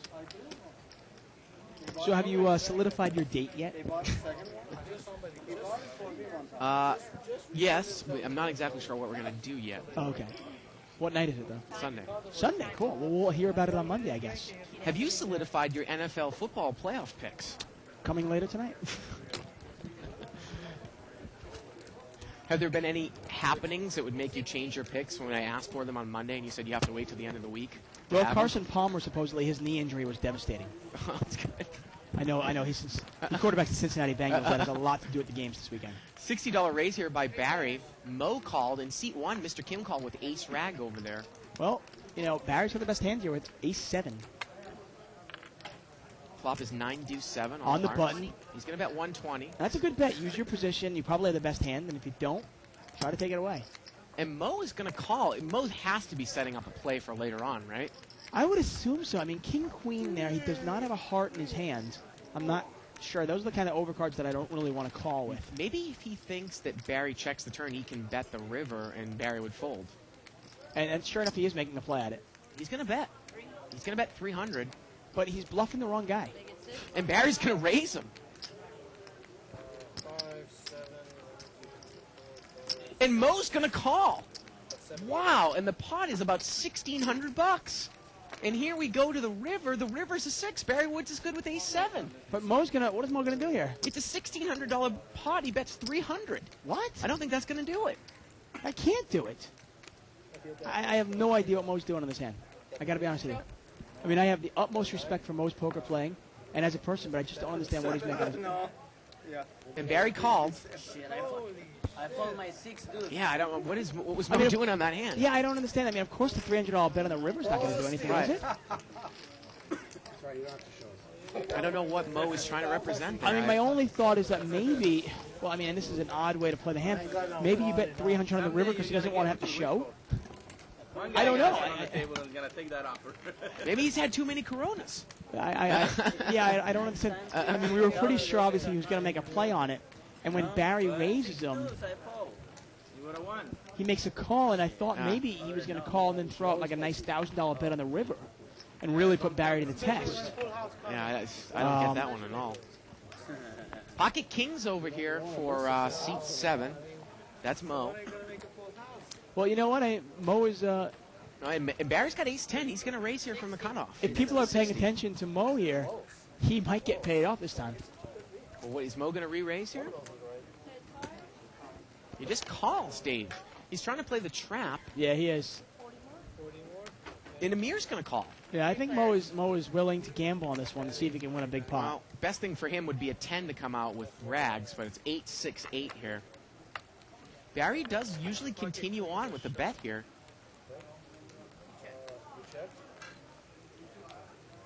Pot's about $200, and Barry's not going to continue. And Barry goes, "You go ahead, Mo. You bet. I know you don't have." And you know what? This is so funny because you can't put Mo on kings right now, really. No, not at all. I mean, Yeah. Barry is liable to make a move here if he thinks his hand might be good. And he's going to call. Well, he only has 2 outs here, Dave. Yeah, he's one of the 2 aces left. Turns an ace. Oh, right off the bat. Oh, And but check, and the river's a 7. and Barry's going to put a little $120 bet in here. Little weak bet here on the river. And Mo is trying desperately to trap him, and you know what? Just one of those times where you try to trap somebody and the wrong card comes out. 2 outs. 2 outs. Yeah. Play it down. Play it down, Mo. And Mo's going to raise it to 500. Wow. We're telling him to lay it down. I don't think it's enough to get him up the hand. I don't. though. It's Barry Woods. He has a propensity to call down Well, the top the pair, only thing is, you're wondering if Barry doesn't have an ace. and he's going to make the call. And there it is. And Mo's going to show the kings, and that's no good. Kings, queens, aces. Oh wow! And that pot is about $1,500. Listen to me. Yeah, wow. You don't trust me, though. I mean, the only thing I can think of is, Barry is prone to calling. Let's say Barry had hit the 7 on the river. Barry might even bet it, and he might even pay off Mo. I mean, think about it. He just did pay off with the ace-7. Well, the other interesting thing is, so I'm trying to figure out what the purpose of the raise there, because I would thought there was a clear-cut call. I mean, does Mo not want to show his hand down on the river? Does he think it's a value kings. with the kings? Does he think it's a value raise? I mean, I probably would have just called there. I mean, it's a blocker bet. You're allowing Barry to do that, but still. Yeah. I got to be honest with you. I mean, the only thing I can think of is that maybe Mo was thinking that Barry would call with a worse hand than ace, than kings. Because you can't think that Barry's ever going to lay down an ace in that spot. No, I don't think so. But Yeah. would Barry call with pocket jacks, pocket 10s, or even say, and I don't think he had that, obviously, or would he call even with a 7, or a pair of 4s even, maybe? Yeah, but how is Barry going to call with any of that stuff if there's an ace up there and he can't beat the ace and he can't beat trip 8s either? No, You know? you're asking me how would Barry call that? Barry would call that. Come on. With the 7? I think Barry would have called with a 7. Think about it. He called a raise. He actually raised with ace-7. Second pair out there. Mr. Kim is going to call the bet here by Amir. Amir's betting on a 6, but Mr. Kim has the best hand with pocket 8s. We're heads up. Amir checks. Turn was a queen, the river's a 7, and this one's just going to get checked down. Yeah. Isn't that a value bet that Mr. Kim missed there? Turn is a queen of spades, river is a 7 of hearts. He's got pocket 8s. He got checked to him on the river. I think it's pretty clear your opponent probably has a 6. Yeah. The only thing that might be dangerous, but you got to wonder, is Amir capable of doing a check raise, is if your opponent was betting 4-5. If your opponent was betting 4-5, betting the open-ended straight draw, well, then the 7 got him there.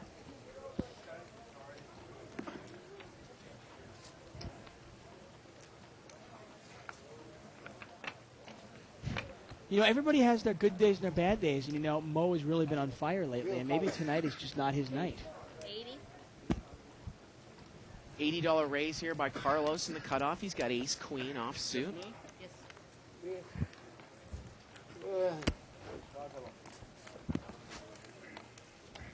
And he's going to take it down. Interesting post here by Surf and Illini. There's a little bit of discussion about the play of no limit, the differences of play between no limit and limit hold'em. And Chester wrote that he doesn't play limit hold'em anymore. I think he's kind of going with your thought, and Dave, you and I have similar attitudes, that no limit actually is a game that you can win more money if you're better. It takes more skill to play the game well. You can also lose more money, too. Right. Surf and Illini actually says, when I'm running bad, though, I'll play limit to build back my confidence and get my grinding ability back. And I think it's also, it's almost like a medicine ball effect. It builds your discipline up, too, playing limit in terms of pre-flop hand selection. Yeah, like I always say, they're completely different animals, the two games. To me, I really think you should pick, say, 3 games that you're very good at. Right. Work on all 3 games. That way, when you walk into a casino, you can go with the best game and not necessarily just play one game if it's not even good. Queen 3, queen here. Trip queens for Barry Woods. He's on fire. Queen Jack over there in seat 7. It was limped around, I believe. And look at this. It looks like Barry's going to come out and bet on trips. And there you go. That's why it works. He bets them. Sometimes he'll check them. Yep. And sometimes he'll bet here, and he'll bet if he has 7-5. Right. And it makes his bluffs work. He shows the queen. He shows it. Yeah. Throws it in his opponent's mind that he will bet the queen right out. Right. And now later on, when the flop comes out queen, queen 3, he has 7 high, he bets it if he gets it in there too. To me, the worst thing you can do is if you only play no limit hold'em, you walk into a casino, and let's say the 30-60 limit game is just great. It's a fabulous game, but you don't play it because you only play no limit.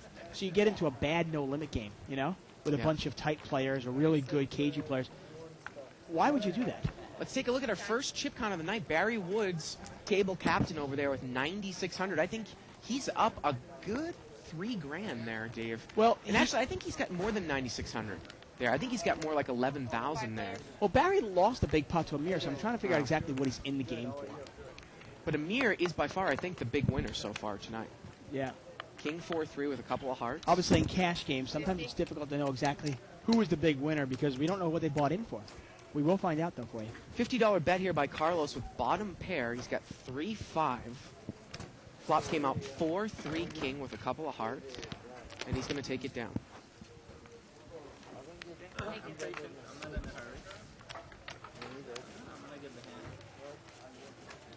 Again, you can email us live@thebike.com. Third one, you'll start winning. Get an email here from, who's that email from? Email here from Stein Handeland, I believe. And he wants to know, what is that glass box? And that is actually somebody playing over somebody. Sometimes somebody will take a break, say a 45-minute or an hour break, to go get some dinner, and they'll let somebody else come in the game. And sure enough, that is actually Sean's money, and Mo is playing over Sean.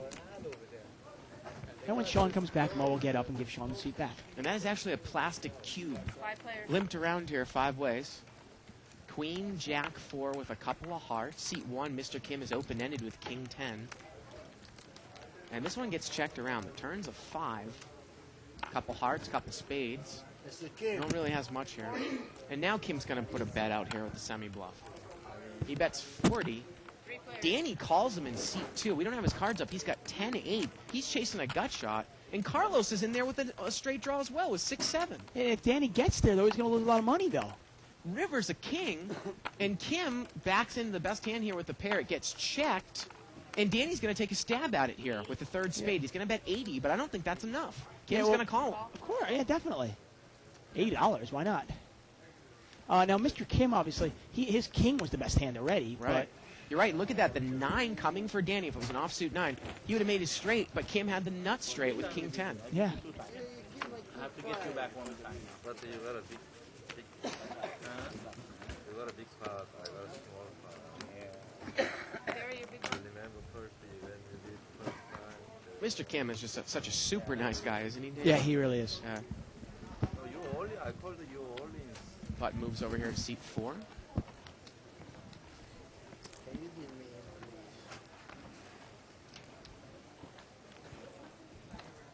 Limp, limp.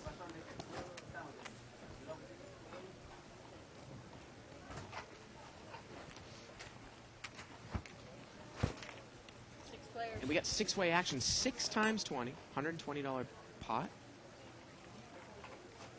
Flop comes out Jack, Deuce 5 with a couple of hearts. Mo's going to come out. He's going to bet on King Jack here. Looks like he's got the best hand, 120. Now Danny's got a flush draw with 6-7 of hearts over in seat 2. He's in position. He's going to make the call.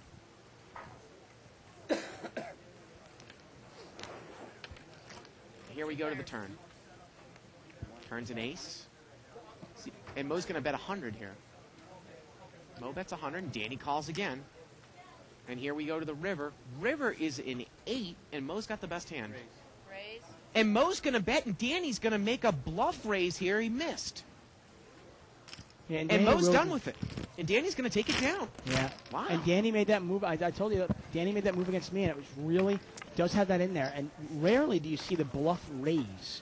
Well, the People funny, will bluff the river, but rarely bluff raise. funny Sorry. thing is that Mo actually immediately folded there. He just didn't like his hand.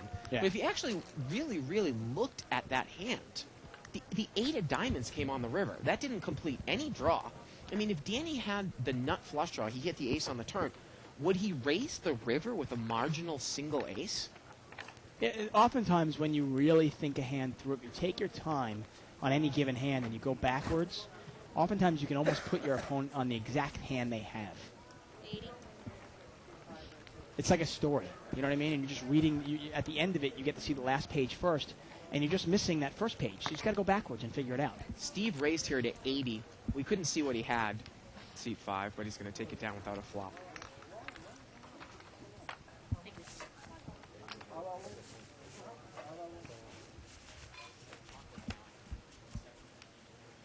Lines, please. Button has moved over to seat 6. That's Barry Woods, chomping away on some chow there.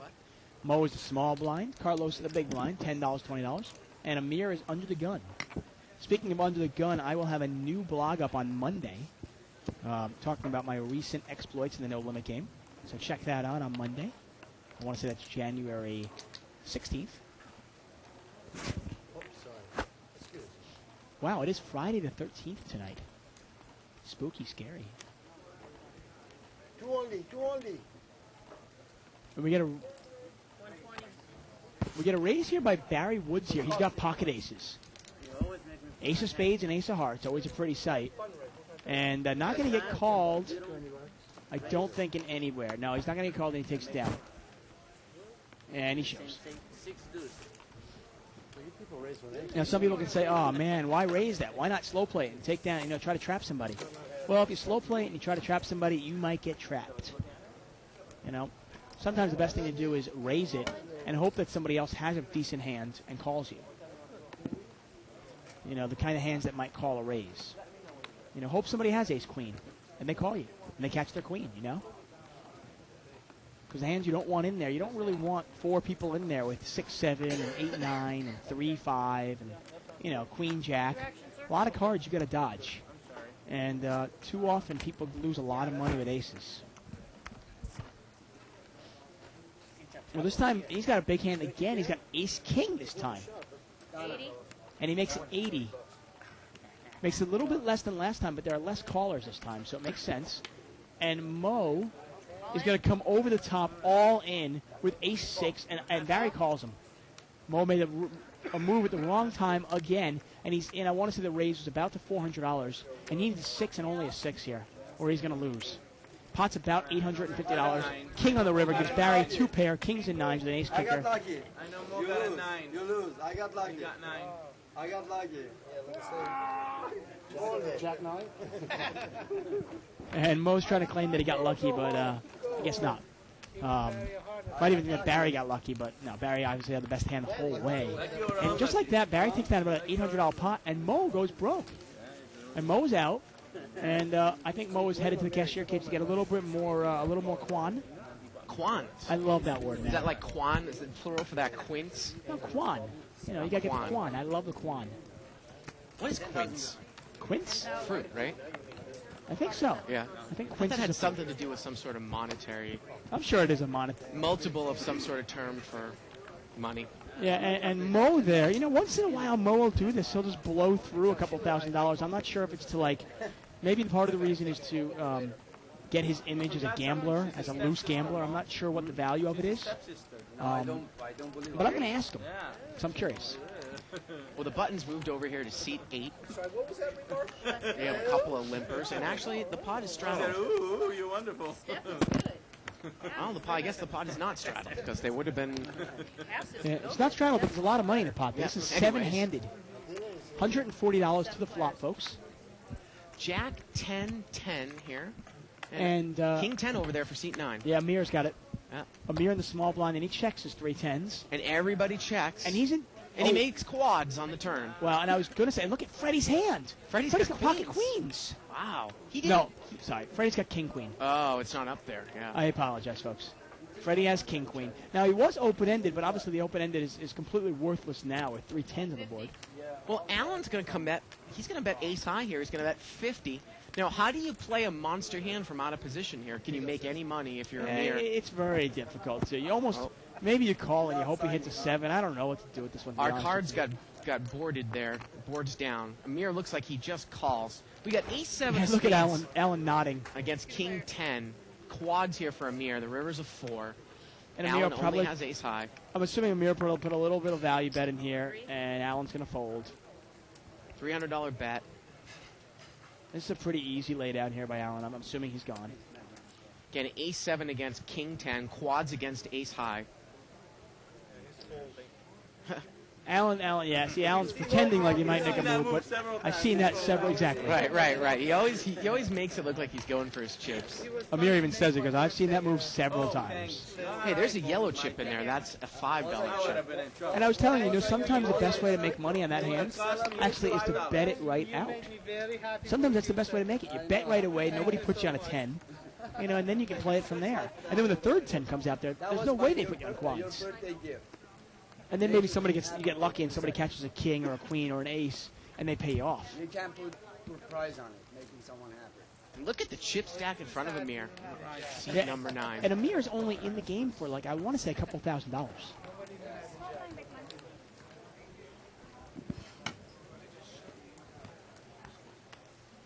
Now, Barry lost a There we go. Wow. big pot early on to Amir. But he's made a good comeback by taking most of Mo's money. You wonder if Mo minds giving money to Barry, figuring maybe he'll come back later with interest. Well, Steve's got pocket aces here in seat 5. He's going to make it 80. Well, Barry's going to call here with king jack offsuit. We know what kind of trouble hand that is, Dave. Yeah, you know what, though? I mean, in position, it's not a terrible hand as long as you can get away from it if you hit one pair. Well, jack, rag, rag. I don't think he's going to go anywhere with it. And we've got, and Allen's got pocket 8s. And we've got, boy, 5-way action here. $400 pot. Well, queen jack 10. Wow, Barry's open-ended with second pair. Yep. Terrible flop to Danny. Terrible flop for Amir, obviously. I don't like the flop if I'm Steve either. No, He's you got the can't. ace of hearts in his hand. You can't really like that flop at all. He's going to bet $150, Dave, into a $400 pot. And what if Barry raises this? He's just going to call. This is one of those times that if you just call, though, isn't it kind of obvious? If a 9 hits, or if an ace hits, are you going to get paid at all? What's the purpose of a raise here? Was he trying to get somebody to bite and he was going to come back over the top of him? See, Steve? 150 into a $400 pot? And that was actually Danny with pot. Oh, you mean that small little bet, Yeah, 150? yeah. Yeah, it's kind of a small bet. $700 pot. Turn is an 8. Wow, Danny would have been a set. Yeah, but he doesn't even like the set. Steve's going to bet 200 now. Well, now anyone with a 9. But you got to think, a good player was not going to chase that flop with a 9. Because, Yeah. obviously if a king came, someone with an ace would have a straight. The thing you got to be careful about here is, though, is Steve is betting kind of a weak bet. Now, is Steve weak? Is he scared? Or does Steve have the nut? Does Steve have ace-king? Remember, Right. he was the raiser pre-flop. You could be drawing dead to a chop. So you got to be careful here. If Barry raises and Steve re-raises, you really have to put Steve on ace-king here. The funny thing is, Steve actually might have played it like he had ace-king. Exactly. That's You what- know? Well, oftentimes, strength will mirror weakness. He might even play it like he had ace-king of hearts. Well, betting small, hoping Yeah. to get somebody in there. And Barry calls. And the river is a 9 and Barry has a straight. Now, this is interesting here. The board is a straight, and if Barry puts out a decent-sized bet, Oh, he checked it down. Well, he's afraid of ace-king, Dave. I guess he was afraid of a big check raise. But how is the guy going to how is he going to check ace-king to you? Oh, Barry could have made a lot of money there on the river. well, yeah, I don't have a lot of money. Well, I but mean, he could have made maybe probably a couple his- hundred. I mean, the pot was what? Maybe the pot is, say, 400. Pot's, say, 600. The pot's about $1,000. Yeah, So maybe if you put a nice $350 bet. 5 to 600, maybe something like that. I'm not sure. I mean, I'm not privy. I really don't know what Steve was thinking there. Obviously, he can't like the river. But when he checks the river, do you really put... I mean, I got to be honest with you. If I have ace-king there and that's the river, I'm putting a nice bet in there and hoping my opponent has a king. Right, There's no way I'm checking it. right. I mean, I might even overbet it. I might bet 2,000 with ace-king there and hope this guy has king-queen. You know? 'Cause remember, he was calling you the whole way. You're hoping he has king-queen there. Speaking of king-queen, that's... King-queen suited for yeah, Carlos. Carlos has got ace-king-queen there. And he's going to raise. Make it 80. Carlos hasn't really played out of line yet so far tonight. No, pretty straightforward. Amir's going to call with the suited connector, 7-8 of spades. Lost a little bit too much money with ace-9 there before, but not out of line at all. And I want to say it's heads up right now, huh? King-queen clubs against 7-8 of spades. Here we go. Ace 10 deuce. Carlos has got a royal flush draw. Yeah, I mean, that's a pretty... I mean, can you think of a worse flop for 7-8 of spades? I mean, I've got no pair, no draw, no hope. Carlos bets 200. And Amir's going to make a move. Boy, Amir really is playing out of the box tonight. I told you, I've been noticing this for the last couple of weeks. He makes it 200 more, and Carlos quickly calls. Pot's now about $1,000. Turns is 6. Carlos has the nuts. 6 of clubs. Now, if Carlos checks it, is Amir going to... I mean, I got to tell you, if you're Carlos, you got to check it and let Amir bluff at it here. And he did. He checked it, and Amir's going to bet 500. And now do you just call? To be honest with you, probably. I mean, you are out of position. Look at that. He calls, and he's putting on the active. The pot's $2,000. Amir's going to have to bluff at it one more time. River's a 3. It's a $2,000 pot. And Amir is thinking here, is there a way I can get Carlos off this hand? Remember, it's Carlos. Carlos probably puts Carlos on an ace, and can I get him off the hand? Oh, and Yeah. Amir gives up. Well, Yeah. Carlos checked the river, but he actually played it from what we can see the right way because there's nowhere Amir's going to call. No, I got to be honest with you. I love the way Carlos played that hand. You know what? You got to let Amir is possibly representing a big ace or 2 pair or even a flush draw. Let Amir bet it. Now, what Amir did now, the funny thing is if Carlos has another $1,000 or $2,000 in front of him, Amir might even fire on the turn, on the river, I mean. But the pot is, how much was the pot on the river there? 2,000. 2,000, and Yeah. Carlos has got like 700 left. Amir he actually looked at his chip stack and said, there's no way I'm getting Carlos off this hand. I'm just going to give up. And when you play out of the box, obviously you're gambling more, and you'll see Amir win more money, but his chip stack will be more like a roller coaster. You know, he might win 2,000 and then lose 1,000, which is something we never saw from Amir earlier on. Generally before, when Amir was racing, he had it. And I had ace king, the same club. The whole thing was club. This guy had a club. So we went both all in. 5-way action here. We got all in. It was like $2,500. Limped around 10-3-4. And Freddie's got ace 10. And Freddie's real tight as well. Usually when he bets, you got to get out of there, right? Yeah, Freddie likes his money, and he's not going to risk his money. He's one of those players. I want to say that he plays a little bit passive because he doesn't want to lose. And obviously that's a tough way to play poker. But he plays it scared to lose his money, and that's... He shows it. So. You see, and he wants to make sure everybody knows. See, I'm not getting out of line. I'm not getting out of line. I really have it, guys.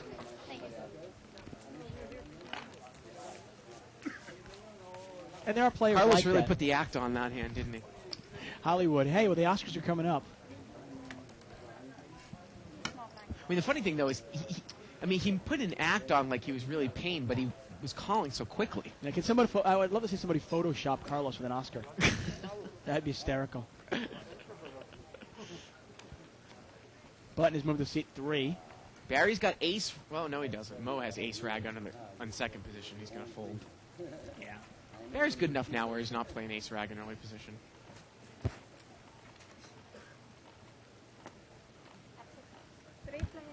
And it's 3 ways here. Amir limped in with 10 deuce offsuit. Doyle Brunson hand. King, Why? 6-4. What's the value of limping in with 10 deuce offsuit? I just don't understand the play. Steve's going to get bet 40 here. He's got middle pair, and he's going to take it. You know, some players, when they're running really good, they kind of feel invincible. They try to win every single pot they're playing. And you saw that, obviously, when Amir had the 7-6 of spades. He's trying to win that pot. And even there, he figured, well, I'm running good. Maybe I'll catch 10-10 deuce. Dave, I know that's a move that you'll do sometimes. What? Try to get somebody off of a hand when you see an ace 7-6. comes on board. Oh, of course. Yeah. Yeah, I don't mind the play by Amir. I don't mind the play at all, you know?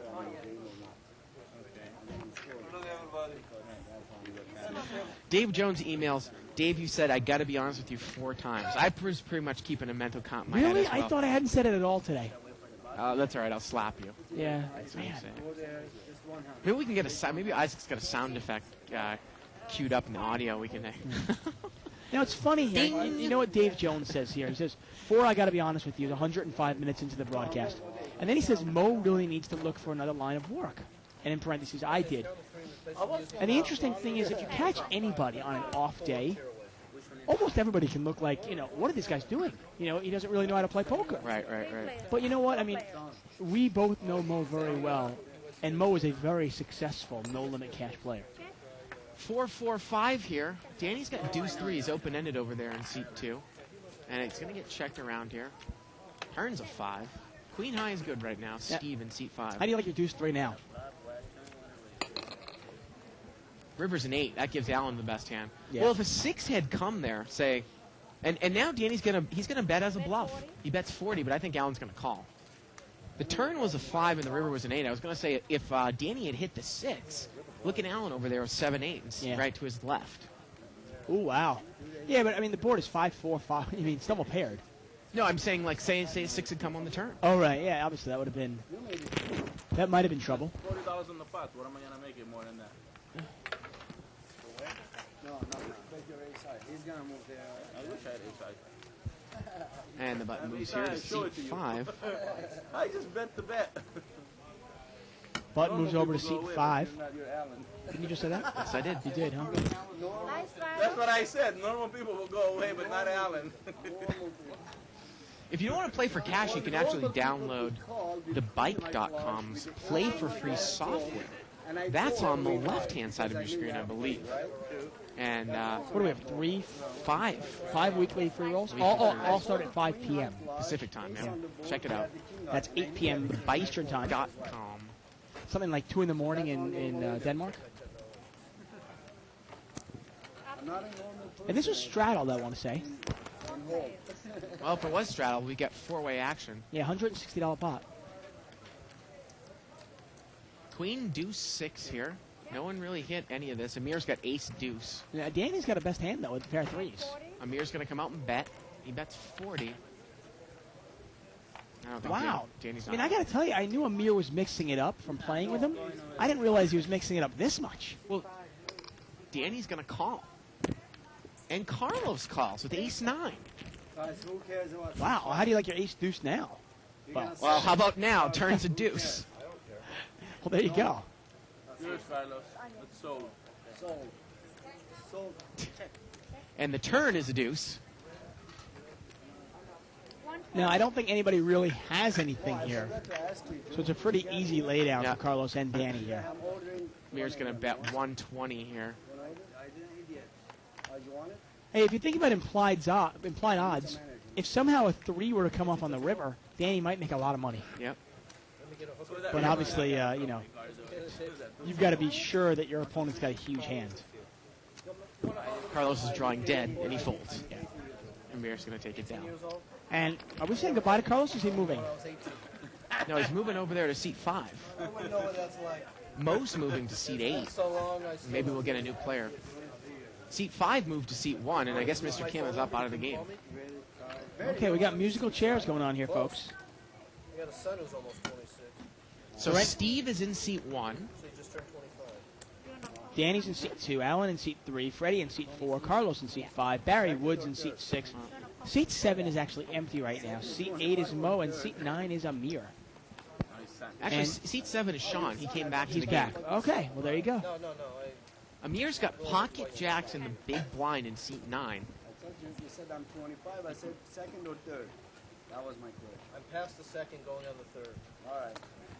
We are in the same. And this one gets limped around here. I think I got you by. And Amir's going to raise it up. I don't think so. He's going to make it 80 more to go. You think so? Okay. Alan's got 4-5 I offsuit. say Alan is about 58. I don't think He's going to call.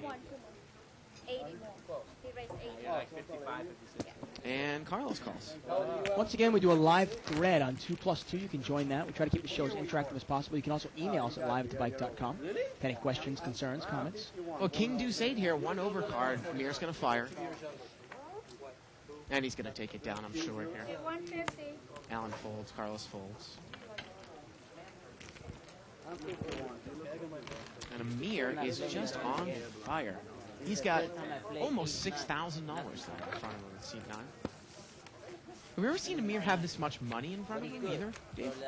Well, you know what? I mean, he does. He's a very successful businessman. We saw him on Wednesday play the 5100 That's right, game. that's right, yeah. So he does play some big games.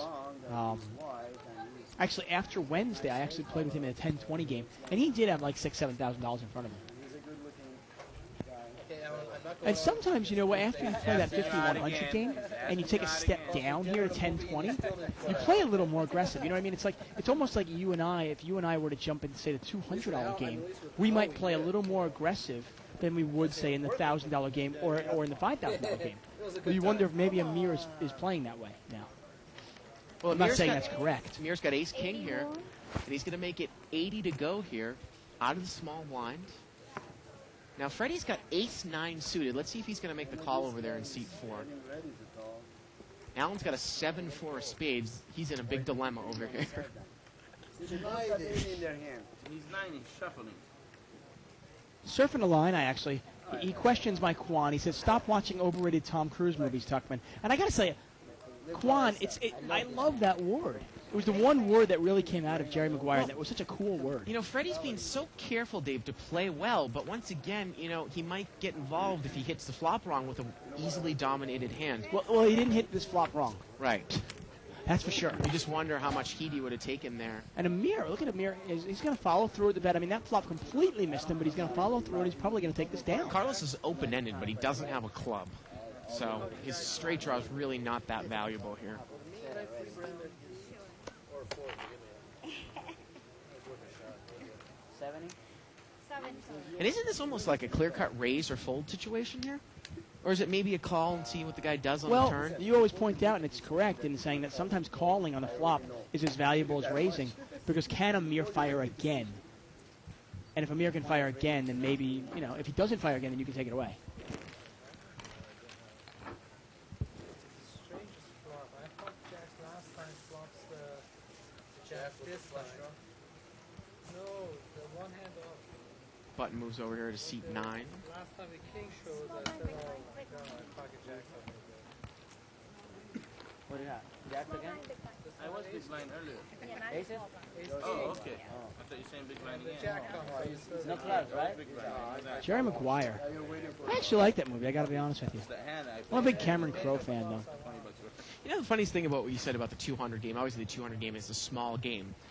But if you ever have You know, it's not a game that's necessarily you can automatically discount, because if you build up a lot of chips in that game and you've got other people with a lot of chips, it becomes a game with huge chip stacks and small blinds. Yeah. You've seen people have $3,000 or $4,000 in front of them in a $200 game. 100. Yeah, I mean, to be honest with you, playing differently in different games is not necessarily correct. I mean, it's actually wrong. You know what I mean? You shouldn't be playing aggressive in a 200 game and then playing passive in a $5,000 game. That's obviously not correct. But a lot of us do that. Three-way action here. Oh, did I? Everybody should drink. I'll drink. There you go. Amir, I believe, has raised here. Actually, no, it was Danny who raised out of the blind. Amir had limped in here with ace-deuce on the button, and he's dominating here. And Danny raising with ace-10 of clubs out of the big blind. I mean, that's obviously an above-average hand. Well, there was only 2 limpers. No, I know you just rarely see that in no-limit hold'em. Most people will just kind of go, okay, I'll take a free flop. I mean, you don't even see that raise sometimes in limit hold'em. I mean, in the big blind, do you raise with ace-10 of clubs? I'm not saying it's a wrong play. It's just an interesting play. He's very aggressive. I'm a huge proponent now these days in limit hold'em to actually raise with a hand that you think is clearly best. If I'm up against a really loose limper and maybe the small blind, I will raise with ace-10 of clubs. Now, no limit is obviously a little bit different. Well, oftentimes raising will it'll give you control of the hand and control of the pot. And oftentimes if you follow that up with a continuation bet on the flop, if your opponent's missed, you can take it down. You'll watch it when you get home. I know about them. But then batting. Take his home phone number and call him Make back it when you watch it. And Have him bring you over the Carlos is going to make it 100. He's got pocket sevens. Change with the dealer. Let her worry about it. Give her 100. Say I want to change, and let her change. It's just better for nobody has the confidence. Now, Allen's got ace-jack offsuit. Tough hand to play out of the position. He's going to call. Small blind. Here we go. out of position here. What's he going to do? So if you want to policy. 9 deuce 4. Pretty good flop here for Carlos. Yeah, Amir is not in the hand, folks. Oh, don't worry, you'll never get much. Bet 200. He'll bet 200 here. He's winning 24 I'd say I like the bet by Carlos, huh? And pretty straightforward, but he bets the pot.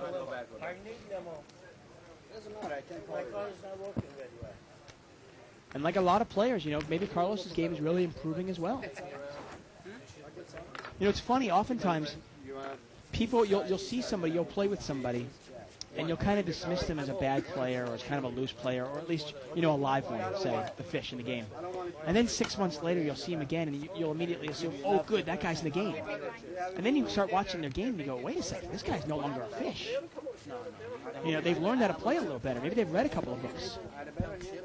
You know, the experience they've gotten over the last 6 months, obviously. I mean, if you think about your own game, Bart, how you've evolved as a poker player in the last 2 years. You know, and somebody that I would have seen you, say, 2 years ago as opposed to now, obviously they might not even recognize your game. Mo, you never trust me, dude. You never trust I trust you, but I Now, have a card. What can I do? Barry is raised here with ace-jack offsuit. Mo calls with 7-5 offsuit. Now, Mo is more liable to call with that hand than with ace-jack or king-jack, and rightly so, right? Now, it is offsuit. Jack 9-10. Barry's got top pair, but look at Carlos. He's got top 2. Yeah. And this could get ugly for Barry because it's Carlos, and I don't know if Barry gives Carlos as much respect as he should. And Carlos is going to come right in bet, right into the better, the raiser. Great bet. Great bet by Carlos. $200. 200. Should get a little raise here from Barry. Barry also has the ace of spades in his hand. Backdoor nut flush draw. And if he gets the raise here, Mo folds, and then Carlos can move all in. And there you go. He raises. He's going to make it 800 here. And Carlos is going to move all in. And there you go. And he moves all in, Dave, for about 2,500 more.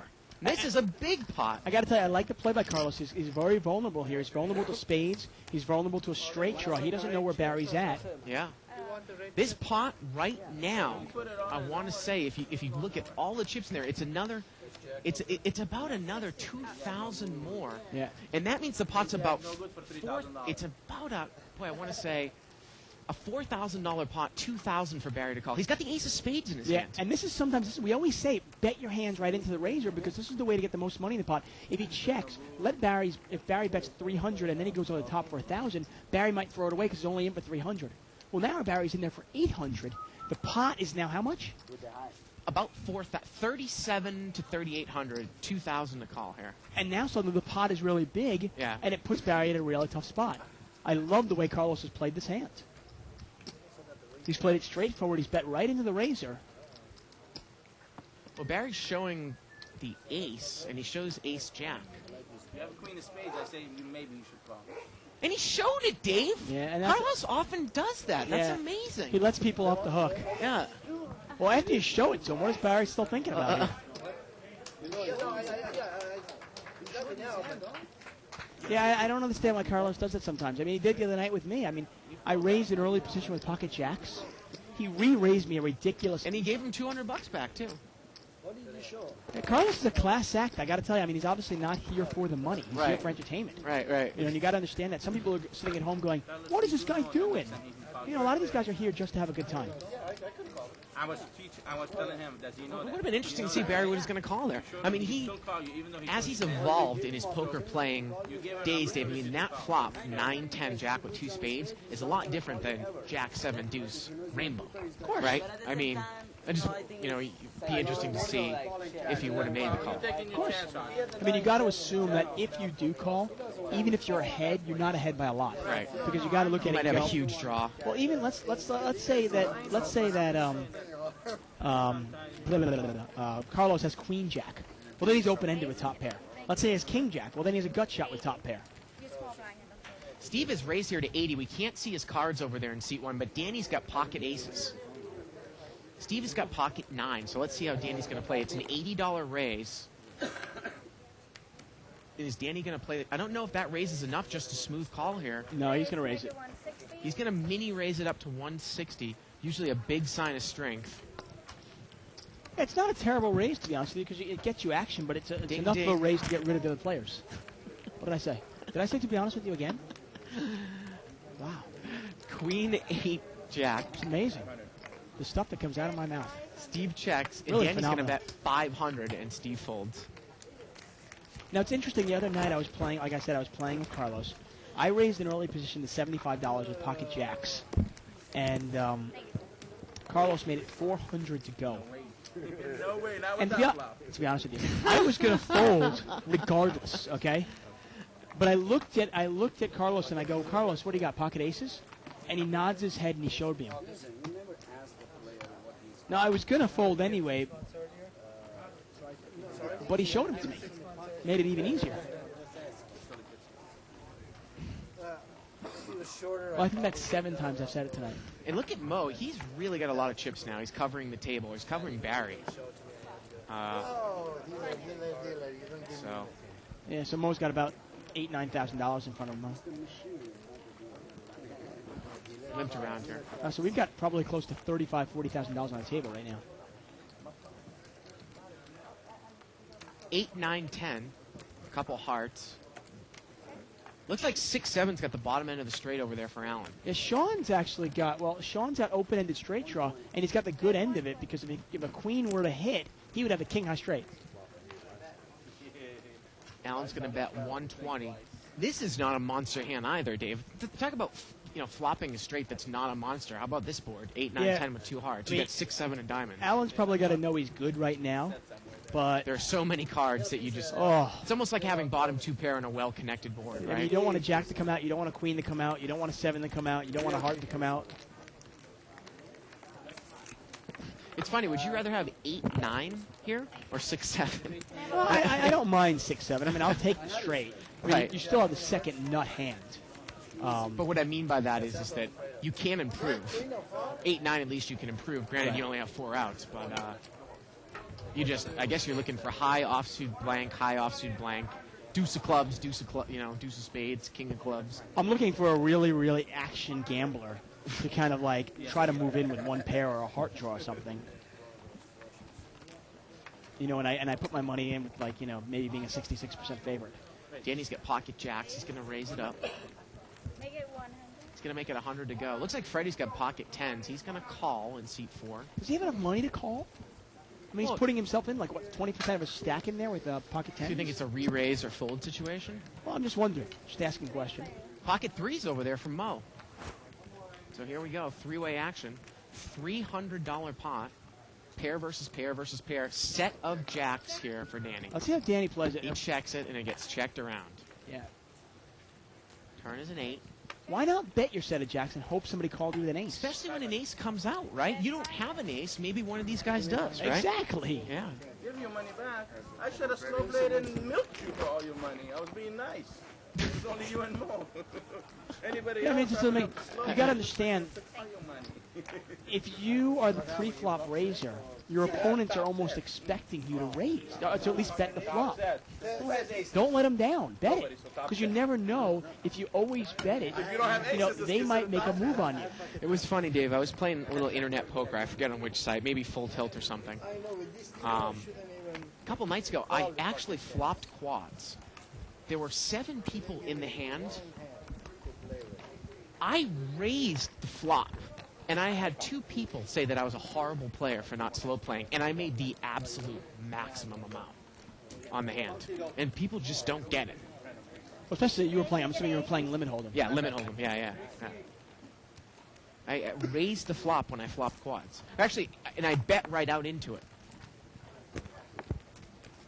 I mean, there are times to slow play, yes. Right. There are definitely times to slow play. But when you raise with jacks and the flop comes out ace, jack, blank, you're hoping that one of the callers called you with ace, queen, ace, jack, ace, king. You're hoping that, so when you bet into it, they'll raise you.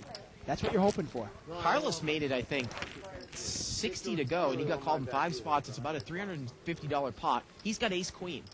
Flop comes 9-3-3. And look at Mo. He called the flop with the raise, and we got 2 people with trips, Danny and Mo has Danny out-kicked. Yeah, now in this case, Mo's got him out-kicked, but the likelihood of Mo's kicker playing are nil. And Amir has come out and bet here. Mo's kicker can't play, by the way. Amir's come out and bet with top pair. And, gee, you wonder what Danny's going to do. He's just going to call. Almost 100%, right? Probably. Yep. And then Mo will probably raise. Well, let's see what Mo's going to do. Does Mo need to find out where he's at, possibly? And he is going to raise. I mean, let's say that Danny instantly comes back over the top all in. And the question is, how much does Mo have left? Yeah, the problem is, what do you put Danny on? Remember, Mo's in the big blind. Danny called out in the field. Do you put maybe Danny on ace-3? Mo's on the button, I believe. You want to stop betting? I call you to stop betting? I got you dominated. I'm going to call. I got you dominated. Wow. This is And Danny is interesting. wrong. Now, in this case, though, I was like trying to say, Mo's kicker cannot play because the worst cards that can come out would be a deuce-deuce, and obviously they'd be both threes full. And if it came out deuce-4, Danny would have a full house. And Danny just told Mo that he has a 3. I don't lie. So Mo's got to think that he's probably behind right now, He right? hates his hand. Yeah. Well, think about it. He can't. Remember, Mo knows that the likelihood of his kicker playing are very slim. And look at Mo goes, okay, fine, we'll check it down. It's interesting how Mo uses it to his advantage, the fact that he's a nice guy and he's a host, right? And it's going to get chopped up anyways. Yeah, like I said, I mean, the likelihood of this one not getting chopped up are really slim. Deuce? I have nothing. Chop. And they both have 3 threes, Jack 10 kicker. And, both players just had 3 outs in the win. Mo needed a 5, Danny needed a 4. I also think it's interesting that Danny thought he absolutely had the best hand because Mo raised on the flop. There's no way he could have had a 3, right? Yeah. Well, to be honest with you, I think Danny was... I think Danny was also scared as well.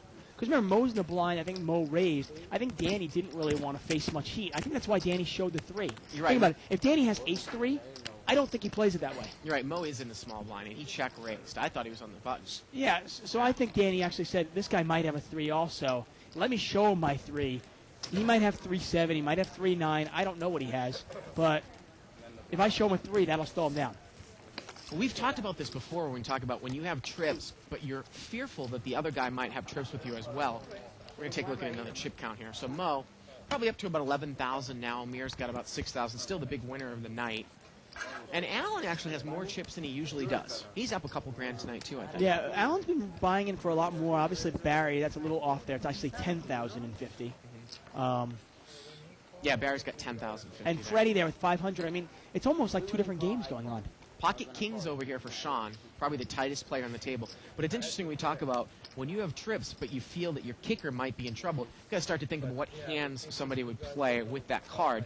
Now, with a 3, it would either probably be ace 3 or deuce 3, 3, 4, or maybe 3, 5. So it's kind of one of those ones. Mo can't be happy with his 5-3. No. You know, when Danny shows him the 3, Yeah. Mo is very happy to check it down. 200 more. Look at this. Sean comes in for a raise to 200 with pocket kings. 200 in a 10-20 game. Well, he takes it down. He's going to take it down. Take it down, Sean. That is amazing. Hey, that strategy works really well if you're picking up a lot of big hands. Yeah, he can take the blind. Yeah, who wants the blind, whoever wants it. No, I don't want the blind. And you start looking at a game like this, you look at the players in this game, you go, okay, Steve, he looks pretty straightforward, he's ABC. You got Danny there, he mixes it up, he even does a raised bluff on the river there. Alan, a little bit more of a caller, but he'll mix his game up, you never know where he's at. Freddie's pretty straightforward, Carlos is a gambler. I wonder, You know, and then you kind of look at these different players and you try to figure out where you stand and how you can adjust your game to most benefit yourself. I want to just go back to that hand for a second. Because, again, I thought that Mo was in the button, but he was in the small blind. The action went, he check raised. Amir bet with 9-7. Danny called. Mo puts a nice big check raise in. Amir folds, and now Danny calls again. If the hand were to play out, do you think Mo would have ended up folding? Because any sane player, the way that hand plays out and the way that Danny's style is, you really have to put him on a 3, don't you? I bet a smooth call and a gigantic check raise, and he calls again. Yeah, I imagine you're probably right. I'm not sure if Mo lays it down or not. Who knows? Would you lay it down, Dave? I definitely consider it. Yeah. I definitely consider it. We saw Yosh Nakano lay down trips on last Friday night. In fact, it was nothing. Yeah, trips are very vulnerable. I mean, when somebody takes a lot of heat, you got to look at the flop and go, would the guy bet ace 9 this way? Yeah, and Yosh actually had trip queens, and he was in the blind, and he had a 3 kicker. And he knew that his hand was not good. Sean has moved over to seat 2, and Juan is in the game now in seat 4. Carlos still in seat 5. And I want to say Freddie has moved over to seat 7, and Sean is up. 70. I know she didn't give me the aces back. I could have the other 2. Barry's me at 70 to go. Oh, come on, don't be a pussy, Ellen. Call. She's 80. Okay, 60. Heads up, I don't play 50. 60, I called you. You should have... And Barry's got pocket queens. Okay, $10. All right, give me my cards back. Forget it. And he's going to take it down. We're not going to see a flop. Which part you laughed at? That's important. Which part? It's when we had sex. Look at that check. What was that? Kind of a 90s style shirt there, Dave. A little grunge. Barry's? A little flannel checkered. A la Al on Home Improvement. Did you ever watch Home Improvement? I've seen a couple episodes. You know that was the first. I actually saw a really old Home Improvement with Pamela Anderson on it. Yeah. That was her first gig. She was the tool girl, the Binford tool girl. Now everybody Limped goes around to here. know what's going on She with can play with my tools any day. I mean, that was coming. 7-way action, $140 pot, all diamonds, 9-8-4. And we got a set of 4s over there for Amir. Bottom set with all diamonds, Dave. Bet 60. He's going to bet 60.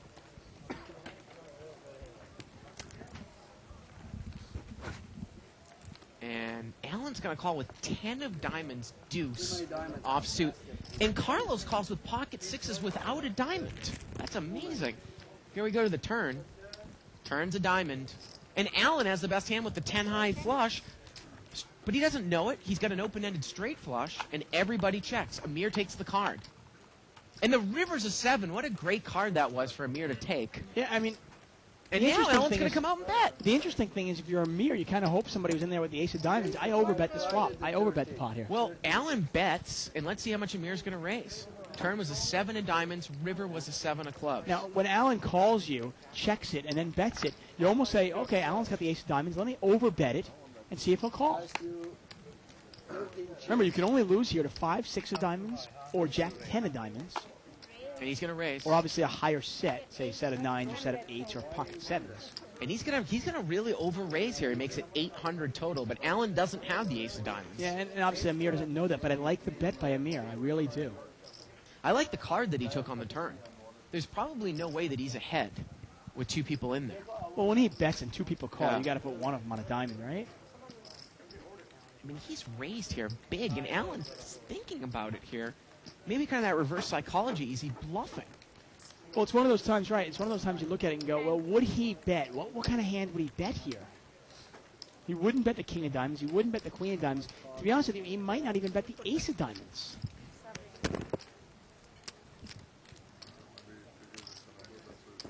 And he might raise less with the ace of diamonds. We know he's raising a lot because he wants the ace of diamonds to call, but he doesn't know that Allen doesn't have a high diamond. Right. That's why he's overbet here. You know, if he knows Allen has a 10 of diamonds, he might raise the minimum. No, he's going to fold. If Allen has the ace of diamonds, Allen might move all in. You never know.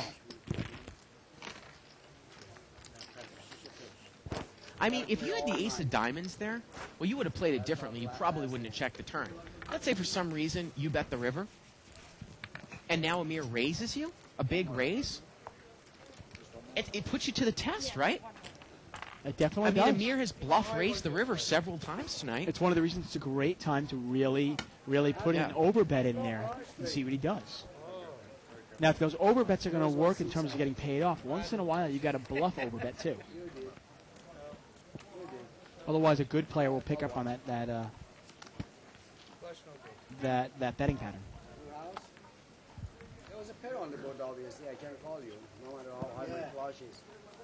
And you bet too much, so. I mean, it's funny, too. We were looking at Mo's play tonight. You know, oftentimes, there's a really fine line between, like, genius and, you know, almost lunacy, you know? Right. As a poker player. Sometimes the dumbest plays, Howard Lederer would say that. He says, you know, sometimes you make the same play. You make a play with 10-6 of clubs. You try to bluff. You look like a genius. And then later on, you get called with it, and you look like an idiot. He goes, that's poker. What are you going to do? Oh, I guess Juan is in the game over here in seat 4 now. He took Freddie's spot. This was limped around, checked around, and Juan had a flush draw on a pair. He never bet. And I think the pair of 4s is good anyways. You are correct, sir. And Juan slow rolls his 4 when he shows it. A lot of money on this table. I give you one. I mean, we've stopped saying this is a $1,000 game because it's not really. It's just a 10-20 blind, no limit game. Because this is unrestricted. And I've always tried to bang that into the head of the floor man and other people that have some sort of association with the show, but they still like to call it that. The game is defined by the blind size and no limit. That's why I really try to get it away from, say, calling this the $1,000 game. I mean, the $1,000, it's almost the equivalent of calling, if you were calling a 20-40 limit game, Right. call it 200 A game. 200 game, because that's the minimum buy-in. Right. Right. Which, and obviously, it doesn't play like It's that. funny, one of our floor men, Tim, came over to me. He's like, what's on Live the Bike tonight? And I was like, 10-20 no limit. He's like, oh, really? I've never done that. I'm like, what are you talking about, Tim? He's like, oh, I call that the $1,000 game. I guess it's just semantics, but... It is semantics, but in terms of us advertising the game to our fans, Right. you look at this game here, I think everybody's got somewhere between, short of maybe Freddie, everybody's got a couple of $1,000 at least in front of them. And some players have 10,000 in front of them. Juan raises here from the button. He's got Jack 9 offsuit. I think this half was Latino and this half was white. Barry getting the massage here. You can get a massage while you play poker here at the Vice Casino. All you got to do is pay $1 a minute. Carlos called him in the small blind with King 6, and Carlos is flop trips. He's not going to make any money on this, though. He's going to check it once. Juan didn't even continue. No. Turns a deuce. What's the and Carlos checked again, and now Juan bets. And Carlos calls. River's an 8. And is Juan going to follow through if he checks here? Well, no, Carlos is going to bet the river, I believe. Yeah. That might have been a time to check again, to be honest with you there. Shows the king. If he checks that one more time, I mean, it's one of those things where if you bet, the guy can't call you unless he, I mean, remember, he checked the flop. Right. Is he going to check a pair of 10s or 9s or queens? Right. Once again, we are live at the Bike, folks. I'm David Tuckman here with Bart Hansen. It's January 13th, Friday the 13th. Oh, Friday the 13th, huh? Yeah. You got to go and see that movie Hostel, Dave. Well, maybe tonight I will. Go see it with your wife. Seems like she's the type of, She she'll like it, loves- right? Oh, yeah, she loves. Halloween's obviously her favorite holiday. 5 players. She was dressed up. You guys really had the costumes out this year. 5-way action limped around. 9-8-4 with 2 diamonds.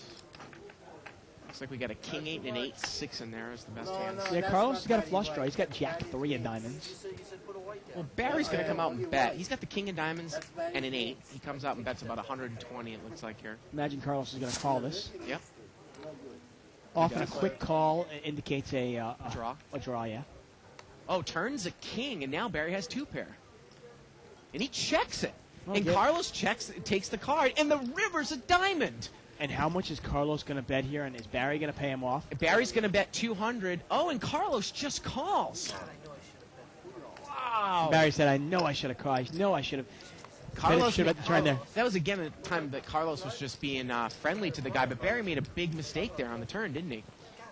Carlos is a really, really class act. The only problem with his play is he's being really friendly, but he doesn't realize that the players playing against him aren't being quite as friendly. They'll have no problem taking his entire stack.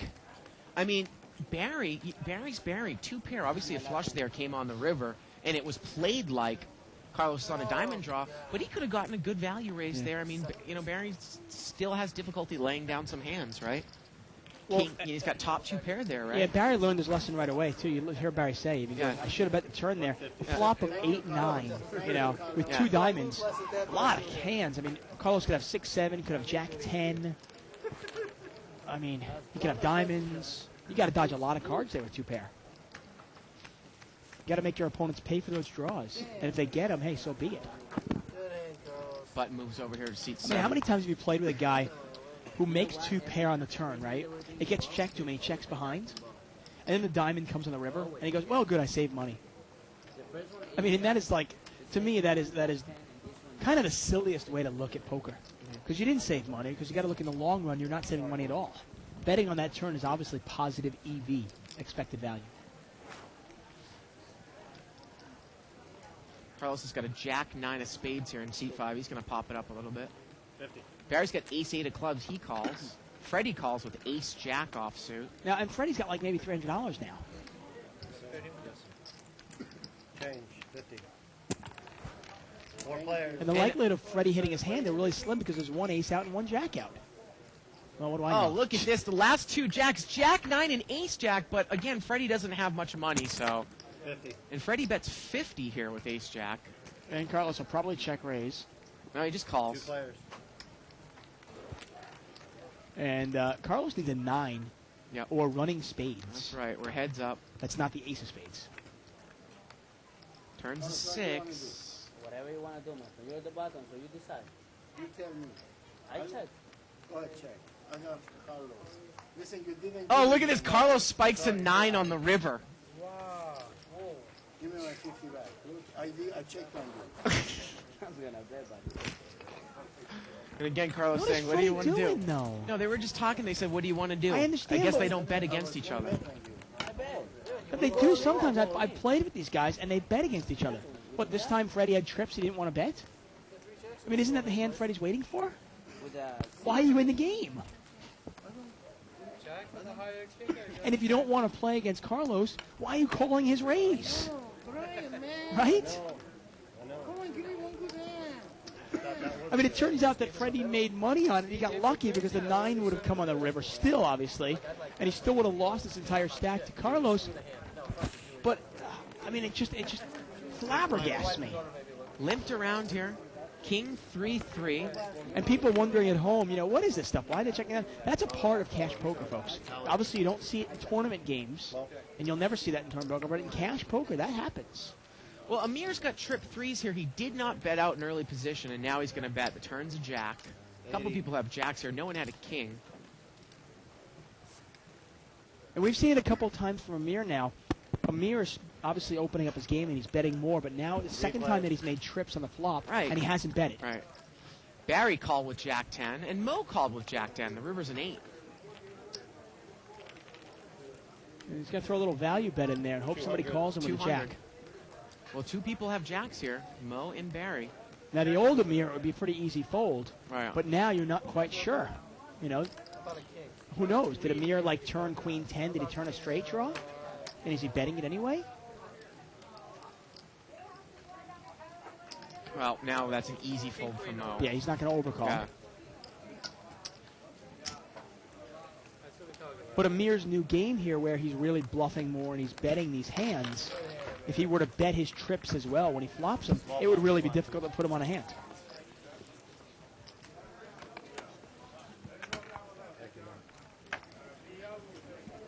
The button moves up. Butt moves over here to seat 9. Once again, we are live at the bike. Politically incorrect, keeping it real. Try to be as honest as we can. Obviously, when we attack the players, it's really we're attacking their poker play and not the people. That's right. Amir's got 8-10 of hearts on the button. Just as if when people are criticizing us, they're criticizing our commentary and not us personally. Well, in your case, maybe it is you personally. I'm not sure. King, Jack, Queen here, a couple hearts. Well, Amir's picking. Yeah, he's got a flush draw here. He's got a straight draw. That's a big flop for him. He's open-ended straight draw with the flush draw. And he's going to take it down.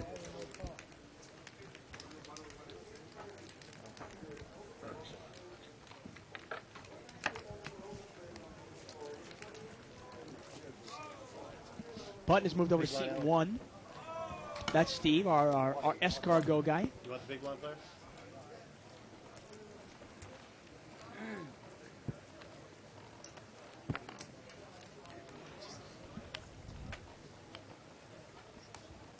Seat 3 is sitting out for a second. 2 people have pocket deuces here. Seat 1 and seat 8. Yeah, they probably will not hit their set. The odds are slim, folks. Option. 6 players. But hey, they have the best hand right now. Now, 6-way action here. Flop comes Queen, 6, Jack. Yeah, no deuce out there.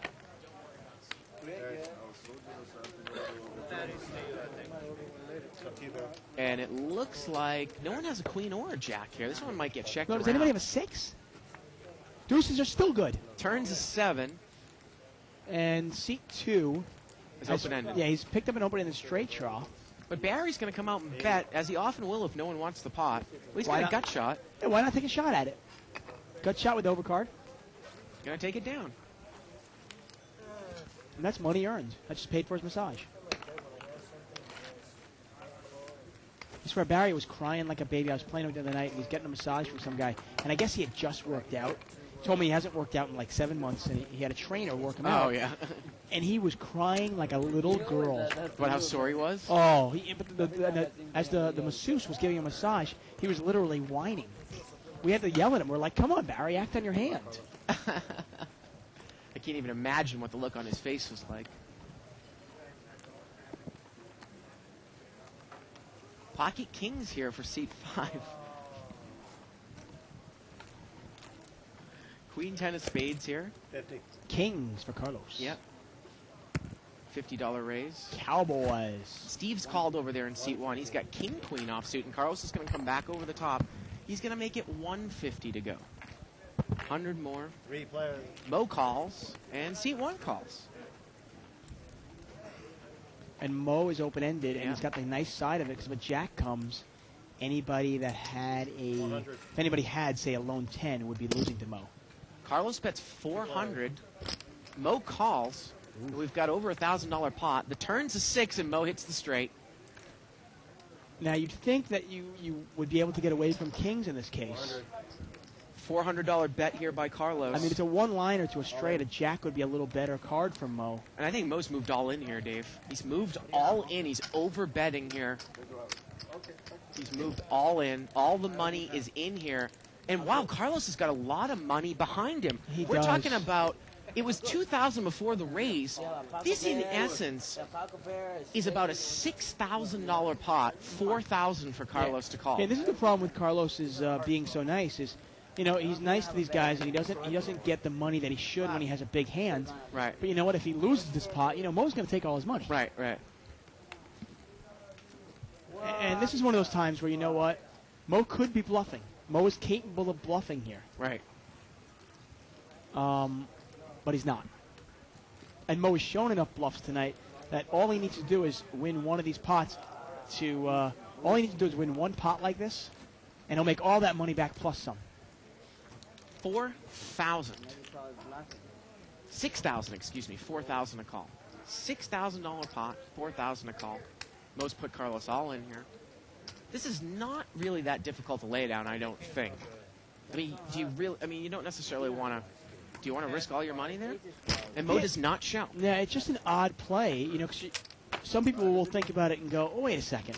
If the guy had a 10, why is he playing it so hard? Doesn't he want me to call? Yeah, it's a rainbow board. That's the purpose of the overbet, right? Of course. He's disguising what he had.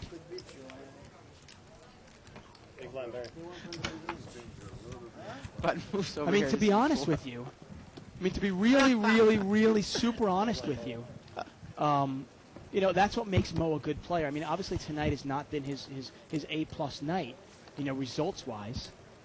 But he mixes up his play like that because you'd be playing against him and you go, why is he overbetting the pot so much? What's he scared of? What, does he have a set? What, does he have two pair? Well, in that case, I mean, you can't beat a set or two pair also. 40 more. We had a $60 raise here. I think it was by Barry out of the blind. Just a little pot sweetener. Yeah, he's got queen, jack of diamonds. Four-way action. Well, if he's going to sweeten it and an ace comes, is he going to fire here? If he does, he would take the pot down. He's got the best hand. Queen high is the best hand. Everyone missed. Yeah, I mean, it's amazing. I mean, I'm looking at Steve's got a gut shot. 65. I think this bet will do it. He's going to bet 130. I mean, sometimes I like to do the pot sweetener in position. But hey, if Barry does it out of position, it's going to work just the same. You know, sometimes, you know, often in limit and in no limit, if you're in position there, Sean was not in the hand, and somebody raises out of the blind, you know, especially if they're a tight player, they're not necessarily going to raise out of the blind with ace-king or ace-queen. If an ace comes, you can get them off of it, even if they've got pocket kings or queens, right? That is actually the best card if you want to bluff a guy who's raised out of the blind that can come up on the board, right? Well, the first step is you got to recognize, obviously, the players you're playing against. Right. What does this player raise with? What does this player raise with in position? What does this player raise with out of position? And so forth. And if you're playing with a guy like, say, Ali, or you're playing with a player like Mr. Kim, 150, who are only going to raise their big pocket pairs, hey, the ace is a great card. Right. In fact, it got me in trouble the other night when Juan, I was playing against Juan, who's a pretty tight player, and he raised out of the blind. The flop came out ace-7-7, and I thought, oh, I'm going to take a shot at this. Unfortunately for me, he had pocket aces. Carlos here, he's raised it on the button. He's got 7-4 offsuit. He's steaming a little bit here. Barry's got king-jack of clubs in the small blind. It's a $180 raise. Wow. Still upset about those kings, Dave. In the end, I mean, you're playing no limit hold'em. Kings are just one pair. big blind ball. Just one pair, folks. Here's an interesting little post here by bcook823 on 2+2. He says, guys, come on, tell it like it is, which we always think we are. You shouldn't be soft playing anyone at the table. I understand that it's part of the cash games, but it's unethical unless you're going to soft play everyone else at the table. How is it unethical? Well, if you're taking shots at somebody, if, say, you're raising somebody out of the pot, and then you're checking it down, but, yes, that's but clearly those guys unethical. weren't doing that. No, it's heads up. Yeah. I think it is wrong. I think it I do shouldn't be too. part of the game. Right. But in the end, it's a cash game, and we can't really mandate how these guys are going to play. If Right. they want to check it down, they can. Right. It happens in a cash game. It's part of the game. Wow, Carlos had limped in with Queen Jack, and Barry raised on the button with Deuce 10 offsuit. Carlos checks. Well, that's kind of a weak play there. Carlos put the money out there like he's, you know, I've got something. Yeah, I'll just check it. Barry bets 120 here. And that's kind of a tell. It's kind of a tell of like, I'm trying to show strength, but I'll check it. So be scared. That's good. I got your bid. The other thing that we have come accustomed to, Dave, is this is more, I mean, this is a webcast and our television show in England, and hopefully if we get picked up by other things that nappy and you see us on your local TV shows, this is live poker. So there's a lot of elements that people have never seen because they've never watched live poker on a broadcast before. People that are not familiar with playing poker, cash games, and their first instant of watching it was the World Poker Tour on Travel Channel, obviously this is very different from that. We're not playing six-handed. You're not seeing one out of every, 25 hands. Right. You're seeing every hand. You're seeing them run it more than once. You're seeing them eat. You're seeing people get up. You're seeing people leave. People reach into their pocket for more money. Asian massages. Exactly. Asian nipples. 2 players. Well, Juan and Carlos have the same hand. Spades and clubs here. Ace-4. Well, I like And the flop Carlos much better for flop Carlos. Is it still the same hand? But he checked it. But I don't think Juan's really going to bite here. Turns a queen. No, Checked it again. Juan might throw $50 at it, take a shot at it. Rivers That's is about 7. it. No. 40. Carlos is going to bet 40 here. $40. And No. Juan's not even going to pay him off. He shows it. Lines. And sometimes Carlos will get frustrated because he plays so nice. He's such a nice guy. And he'll soft play one guy, and then he'll soft play the next guy, and he'll do these things, and he'll throw $200 back at him. And he kind of feels like, oh, it's like a home game, guys. Right. And then he gets upset because somebody else won't do that. He should have won. I mean, he could have had up to maybe $500 to $1,000 against Barry with that 2-pair against flush hand. He'd have all of Freddie's money. He'd have all of well, which wasn't that much when he spiked. And Full still, it's house an on the extra river. $1,500. Yeah. But he gets frustrated because he'll also show, too. He'll also show his cards. Right. In that case there, Mo moves all in on him, and Mo doesn't show. And some people can go, well, Mo's not being a nice guy. He's not being a good host. Mo's playing poker. And that's the way poker's supposed to be played. Sometimes I'll even tell Carlos, I'll be like, don't be so nice to me, okay? Because I want to try to be honest with him. I don't want to be nice to him. You know what I mean? I want to play poker. Well, Sean has got trip 3s here, and he's going to bet. 180. And he actually check-raised Steve in seat 1, who I believe bet on the button with ace-5. Check-raised to 180. Now, if Steve's been paying attention. 120 more. And actually, you know what? Steve came out and bet. Sean raised, and everyone folded. Pretty easy lay down there, especially in the blind there. Now, can Sean... I mean, the funny thing about this is we used to ask this question about Dr. Beebe early on in the days. But he's changed his game up. And actually, Dr. Beebe just really isn't that tight pre-flop. No. Now that you examine his game. But can a guy like Sean win in a game like this? I don't think so. It's just 2 ABC? I don't think... I mean, he can beat the game, I think, if the game has a bunch of action gambling players that are just going to pay him that aren't off really regardless. paying attention to the way Right. Sean's playing, which, believe it or not, that happens a lot here. Absolutely. He's got to have. So you're saying he's got to have the right lineup to be able to beat the game. I think so. I mean, I don't think he can consistently play with players like Mo and Amir and Barry Woods and Right. make money. Because these guys aren't going to pay him off.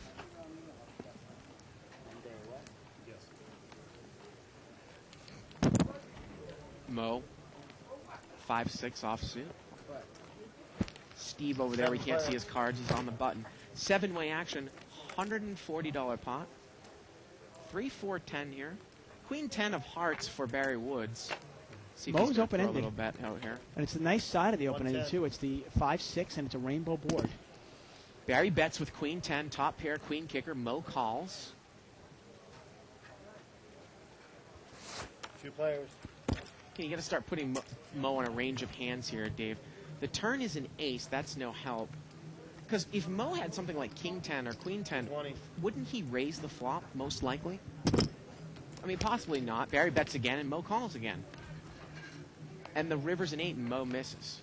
Now let's see what happens here. Is Barry's going to throw out a little value bet on the river? And Mo's going to bluff raise the river. Now, did the 8 complete Yeah, anything, what though? is the 8?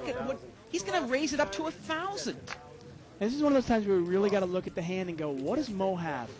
Now, if Mo had a set, like a set of 4s, might he play it this way? Is there anything scary on the board? You got to start going backwards. Okay, now Mo just called me on the flop. Right. Would he play a set this way? Because that's the only thing he can have, right? To beat me. I mean, I don't think he's got ace 10. And it's going to work, and there Mo picks it off, picks some money off right there. Yeah, again, I mean, we saw that happen. I think it was... Did Mo... I saw an 8 of diamonds river come out about an hour and a half ago, and I don't know if it was Mo that No, made it was a raise. It was Danny George. It was Danny. And the card on the end just didn't make any logical sense. And Mo threw it away, actually. Unless you had flopped some sort of monster, but there was no straight out there. So the only monster that Mo could have flopped was, say, I guess pocket. I mean, you got to think Mo probably's going to raise pocket 10s in that spot. Okay, So- pocket 3s. Yeah, pocket 3s. Pocket 4s. 100. I mean, I'm just trying to think of some possibilities. I mean, would Mo play pocket 3s and pocket 4s the same way? He might. 2 players. Heads up here. I mean, when you only have queen 10, you don't even have an ace, it really puts you at a tough test. Ace 6-5 here. Carlos has got top pair. Now he's got top 2. He didn't bet. Now let me throw something else out at you, Dave, after this hand is completed. Alan's going to bet a little weak bet here, 100. Carlos has got top 2. Carlos got a little slow play-itis right now. And he's going to call. The river's a 9. You know that Wow. Alan... The only thing that could have happened is if Carlos were to lose if Alan hit his 6 here. Now, it was funny. Steve actually had 7-8. You wonder if Steve would have and raised. Alan and bets easy lay 100, down. and Carlos raises 400, and Alan folds. Let me talk about that hand there at the end. You know, we talk about sometimes making stop. And there he shows him again. He shows the cards. We talk about sometimes making stop/blocker bets on the river against normal, non-tricky opponents. And I think that's what Barry did. He bet about maybe $250 into maybe about a $700 pot, and then Mo raised it, sensing his weakness. I was actually going to say, but I didn't get it out in time. Do you check to induce a bluff? Now, obviously, it's easier for me to say because I can see the cards. Yeah. But if you're going to throw a blocker bet out there, well, if the guy knows what you're doing, now what you're going to have to call is going to be bigger if you were to just check call the river, right? Yeah, I can't blame Barry on the play, though. I mean, it was actually a $300 bet into like a $700 pot. It's not that weak a bet. But I guess Mo picked up on it. Yeah. You know, sometimes a cagey player can really pick up on that weakness and take advantage of you. Of course you can check to induce a bluff. It's tough to put, you know, sometimes a straight draw isn't quite as obvious. So it's tough to put your opponent on the hand. You know, it's one of those things where, you know, you put 300 out there because if Mo only has, say, king 10 and he has you beat, can he raise the river? Probably not. He's got to have a real hand to raise the river.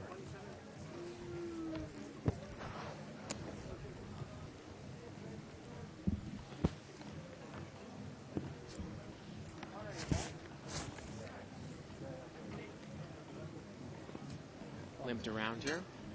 Once again, we are live at the bike. 3 players. David Tuckman here with Bart Hansen, playing No Limit Hold'em. Blinds are 10 and 20. Flop is Jack 6 deuce, couple of clubs. The flop has pretty much missed everybody. 50. But that's not going to stop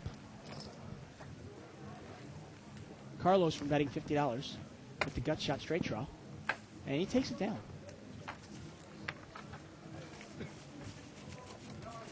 And we've got some sort of music night going on. It's like a concert here. Is that normal, Dave, on Friday? Well, it always concert night. I just think the decibels are a little louder Oh. tonight.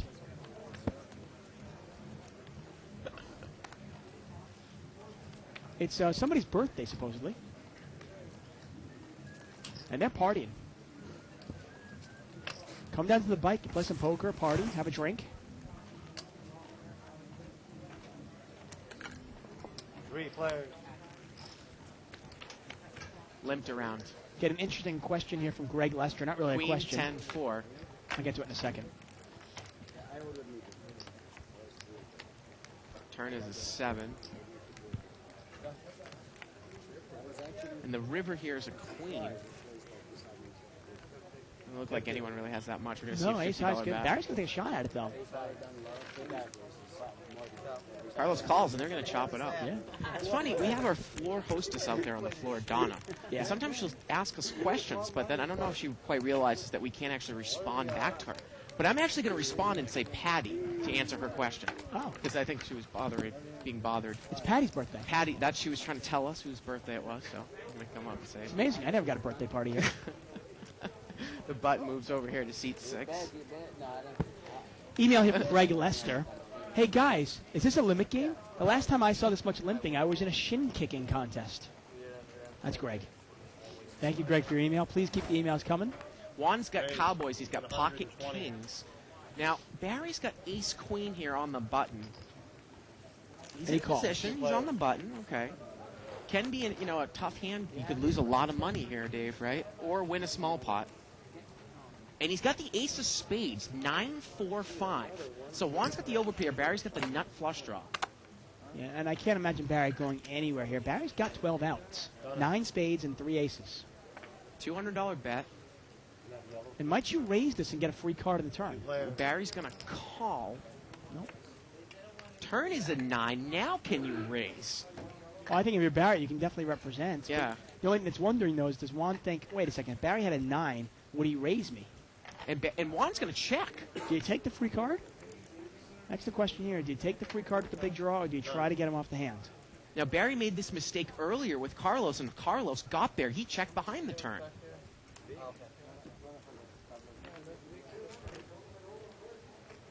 And is Juan checking to induce a bluff? I don't think he can do And that. look at that. Barry takes a card, but the river's a queen. And now does this get Barry in trouble? This could get Barry in trouble here. It's pretty obvious Barry does not have a 9. And Juan's going to check. And Barry might come out and bet here for value. He does. He's going to bet 500. Now, people do play tricky and no limit. I mean, he Right. could have checked it. He could have checked a 9, but I got to imagine Juan is going to figure this out Yeah. and put him on maybe. And he's going to call. Yeah, I mean, you can Kings are beat a gonna queen. take it The only down. thing you can't beat is a 9 or a flush. And Juan takes it down. The funny thing, the way that went out, Barry put out a value bet. If Juan had put out a bigger value bet in the river, would Barry would have called? I mean, Juan could have bet 500 to 1,000 and might have gotten a call there from Barry. Yeah. But again, Juan, but Juan's really not that type of player, so obviously it's all about the player, No, I have to agree. When Those Juan, that- when Juan really puts some money in the pot, Yeah. he usually has it. Unlike Amir now, who's been mixing up his game. Now, Mo's got ace-king suited in the small blind. Steve's going to come up, and he's going to raise it up to 60. Let's see. We've got a raiser and a caller. Let's see if Mo's going to re-raise. He is going to re-raise, so he's going to play the ace-king suited hard. He's going to make it 400 more. He's going to make it 460 to go. Wow.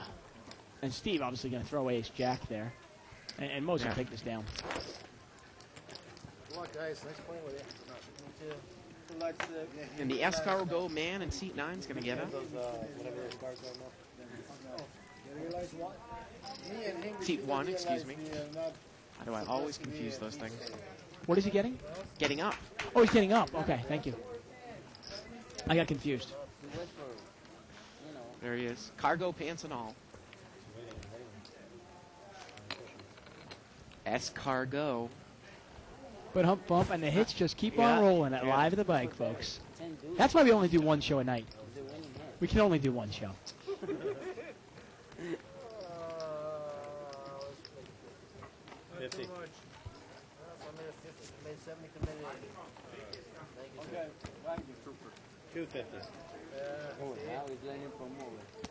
Barry made it 250. 250? Excuse me. 50. Raised it 50. And I think Sean is making a move here. He's come over the top with ace-7, and he's going to take it down. Wow. Well, hey, if he's going to play it that tight, why not make a move once in a while?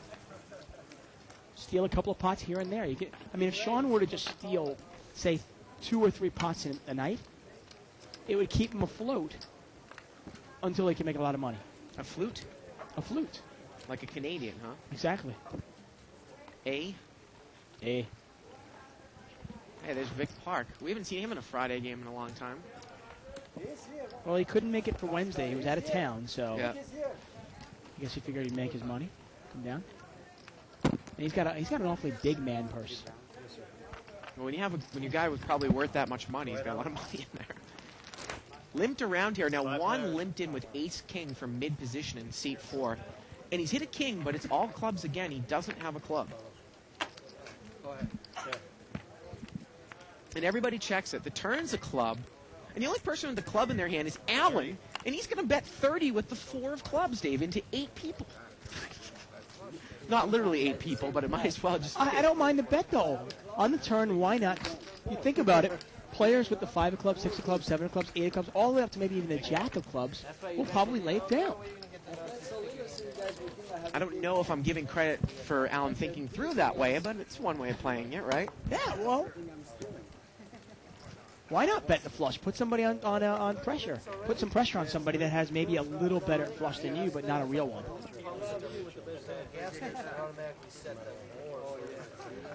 Email Bluff Magazine. Email Bluff Magazine. I can't say it enough. BluffMagazine.com/Reader's Choice Poll. Go and vote for Live at the Bar. And vote for Bart Hansen as your favorite commentator. Oh, and Dave talking to the guest. 110. We got a raise here. Vic's going to immediately come in and raise it to 110. Looks like he's got ace rag. Not even suited. Ace of diamonds, and I want to say, looks like a 8 of hearts. And Allen's going to call with king 4 suited. Now, Amir, he's got 6-7 suited. He's not going to play it. It's interesting. If Vic was really deep, well, he's out of position. Yeah, out of position, you really want to play. You want to be in position with that hand. Well, deuce 5-6. Now you hit a flop like this with 6-7, and you have no idea where you're at. Vic's going to bet.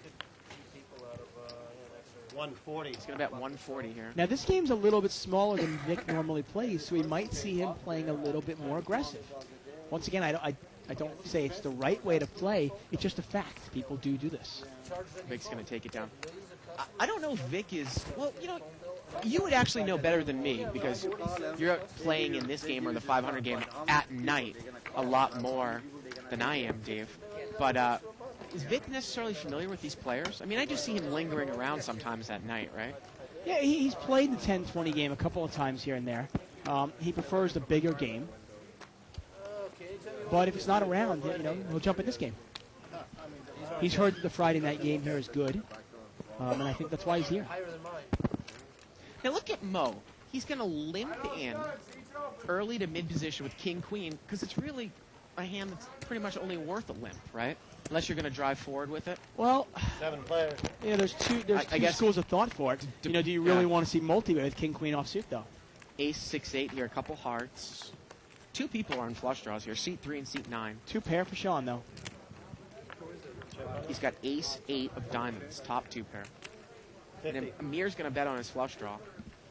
Now, I believe Sean is in position here. He's in the cutoff. 2 hearts out there. I imagine Sean is going to raise this up right now. 150. He's going to make it 150. And I'm pretty sure Alan will probably call that. Think so? And again, are there really implied odds going against Sean here? Well, Alan does have the higher flush draw, so maybe if Amir calls, he could win some money off of Amir if the There heart might comes. be reverse implied odds if the ace of hearts comes out. Yeah. Turn to queen. 3-way action All now. in.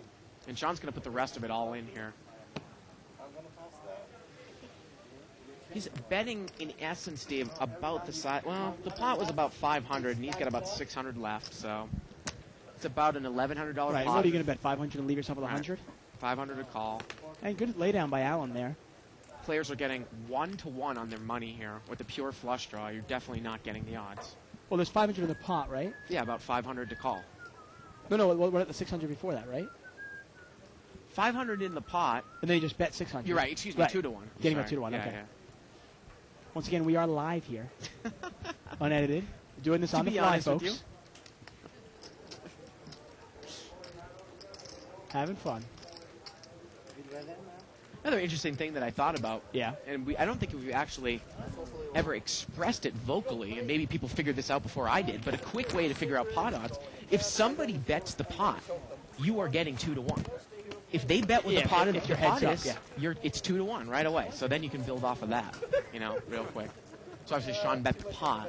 And that's why a lot of times, the pros will tell people who are new to No Limit, bet the pot, because usually that's enough where it's usually pricing out the draws, unless it's a huge draw. Because 2-to-1, but if you're only getting one card to come is definitely not right. Well, the interesting thing also is a lot of people go, "Oh, wait a second, though.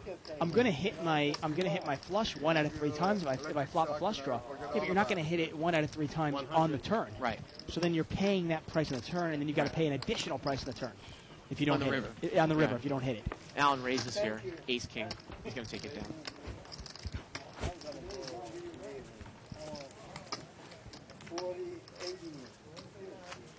So if somebody bet the pot all in and say you had an open-ended straight with a flush draw, you're getting about the right price because it's almost about 50-50 if you put the guy, like, say, on a single With pair. one card to come, you mean? With one card to come? No, with That's yeah, often. with one card to come because you're 2-1 against hitting it. You got one chance in 3. Yeah, pretty much. Yeah. Pocket aces About over here 44 for one. cards, and you figure Right. 14 or 15 of them Yeah. are going to give you the hand. Yeah, with 2 cards to come, it's an easy call because you're 50-50 to win. Those are the types of math problems you figure out in your head. I'm looking at a 50% chance to win, but the pot is laying me 66-33. That's often why you want to raise with your draws. Look at this, Tens Juan against against aces. Barry. What if Rags come here, David? Rags are coming. The board's paired. 9-3-3. And Juan's going to bet 100 here. 200. Or it's 200, it looks like. $200 bet. Now, Juan raised it up to 80 pre-flop, I believe. So the pot's now about 350, 200 to call. Now, Barry's not oblivious. He knows the way Juan plays. And look at this laydown. Wow. Great You don't think laydown that Barry by Barry. Woods has evolved his game, huh? Wow, that's a great laydown by Yeah. Barry. He's playing the player. And and Juan shows him. Playing I don't the know player. if that Barry would lay that down to you, Dave. No, he wouldn't. I don't want him laying that down to me. Right. I want him to call me. You know what I mean? Yeah. One of the reasons we were just talking about that, obviously, with going for draws, one of the reasons we advocate raising with your draws sometimes is because in no limit, it sometimes gets too expensive to go for those draws. The pot's $100, guy bets $100 into you. Okay, you see the flop. Well, now the guy bets $300 on the turn when you miss. 41,000 jackpot. And oftentimes, if you hit your draw, you're not going to get paid off anyway because sometimes it's very apparent that you hit your draw. Yeah, that was over there. Oh, that wasn't here. That was there. All clubs out there, ace, queen, deuce. And nobody has a club. It's four-handed, and not one club to boot. And nobody has an ace either. Check around. And nobody has a queen. And the river is a fourth club, and this is in all likelihood going to get chopped up between Carlos and... No, King 10 is going to play. Carlos is going to win this. Aces and queens with a king kicker, right? Oh, excuse me, aces. Aces? Queens with an ace king. 10. 10 kicker. There you go. Figure that one out. Can anybody tell it's the end of a long week? It's interesting. I was making a $300 to $500 game, Dave. You're in chop. And I wasn't in the hand. But and I don't like to comment to the dealer about what they're doing when I'm not in the hand. It was actually a big pot. It was heads up between 2 other guys. And this guy put a bet in. And then the dealer basically stacked the chips in the pot. Okay?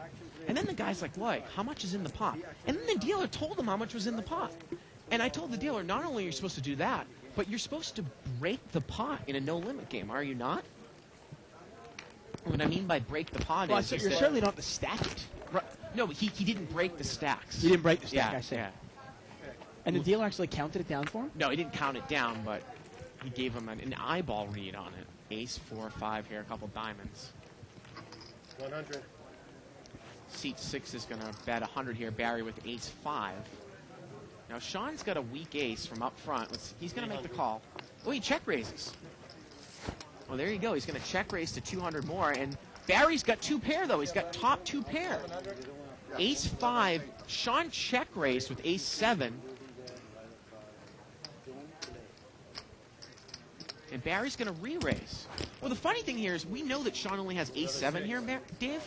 But if Sean check raises, what do you put him on a minimum of? I mean, ace 5 is a great hand. It's 2 pair. But could you possibly be beat? Sean check raise from up front. Well, I mean, you start thinking of the hands he had. He has a pocket 4s, or he's got deuce 3, or he would check raise with ace queen, ace jack. In this case, he's doing it with a hand as weak as ace 7.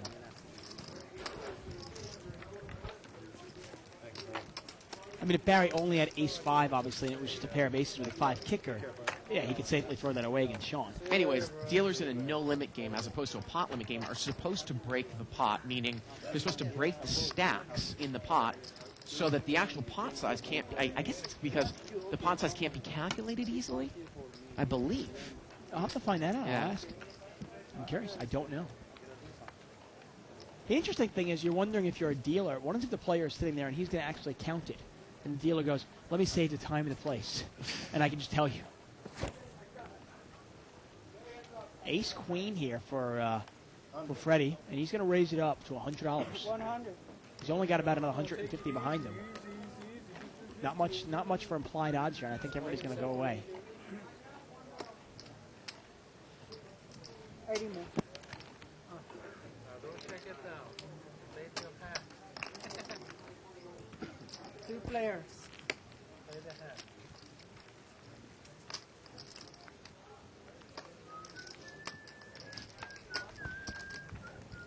Ten deuce 4 here. Turns an 8. They check it, and now Freddie's going to bet. 220. He bets 220 here. And Carlos has only got ace high, but we saw Carlos call down ace high before.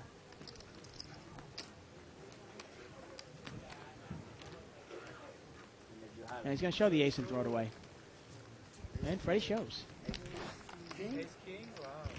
You know, it's interesting, too. I mean, the one hand we saw Carlos play earlier where he actually made a lot of money off Barry was when he made 2 pair and he bet right into it. You know, he played it hard. Then we see later on, he flops a flush or, he gets the big hands and he kind of slow plays them.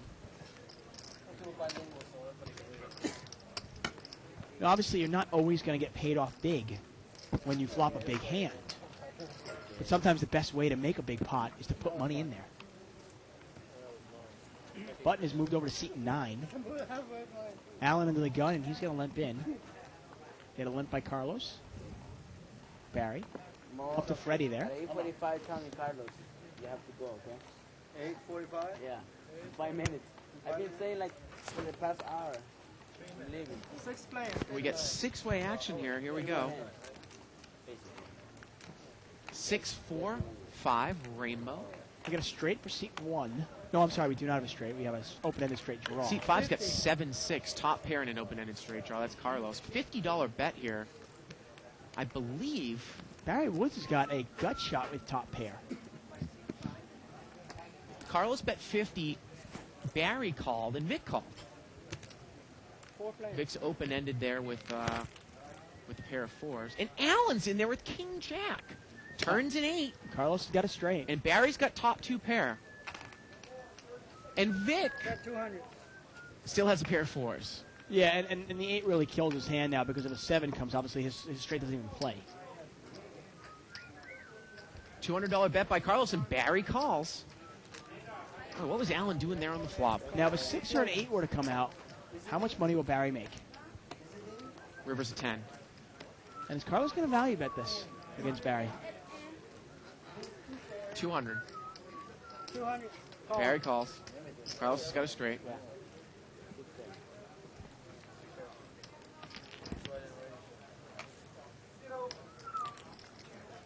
Carlos does a little $200 value bet in there and gets paid off. Yeah. What's that about? It turned out to be about a $1,000 pot, huh? $200 bet on the turn and $200 bet on the river. Now, if you're buried there with 6-8, would you ever raise there for information and then just check it down? Something to throw out at you? I mean, are you just going to call? Yeah, it's a dangerous spot. I mean, you can raise there, and then when you get re-raised, safely throw it away. That's kind of like okay, a limit play. Yeah, it's more of a limit play, but what are you going to re-raise? How much are you going to raise it? Right. You know, if you raise it up, like, say, 500 more, and he calls you, well, you got your information. Congratulations. Wow, Juan has got pocket aces again in seat 4, and he's pulled the limp. And Barry's raised, so let's see if Juan's going to pull the limp re-raise. Barry made it 50. And there it is. 220. He's going to make it 220. And he loves that limp re-raise play. Loves it. In Juan. late position, he'll bet his aces straight out. But if he limps in an early position and then re-raises, he usually has aces, maybe kings. And Barry's out of there. It seems like Juan is always heads up with Barry with aces. You know, I mean, in Limit Hold'em, obviously, you and I play a lot of Limit Hold'em. You can raise to gain information because it only costs you 1 bet to gain that information. But in No Limit, if the guy bets 200 and you raise it up to 500, that information is now costing you $300 or $400. Right. And it's like, is the information really worth that much money? Okay, thank you, sir. I mean, Barry got the same information and it only cost him 400. So I'm wondering if a raise would have cost him any less anyway. Live straddle here by Carlos. Every time I straddle, I get the same hand. Same. What is good? What is good? He's not lying. Last time he straddled, he had 7-4. Better than ace. What's better than ace? Vic is going to raise. He's got queen jack offsuit. It's a straddled spot, so there's a lot of... And he's going to raise it hard here. He's trying to pick up the dead money here, Dave. And it's probably going to work. Mo's got king 10 offsuit. Yeah, I don't think Mo's going to play king 10 offsuit against Vic Park. Right? Out of position. Yeah. All the No. security. TV is here. And sure enough, Vic Park was really on a steal there. He only had queen jack offsuit.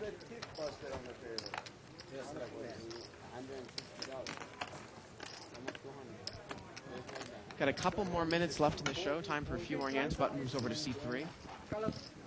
Well, I'm going to give you my football Oh, picks that's right. real quick. Okay? Let's see. I like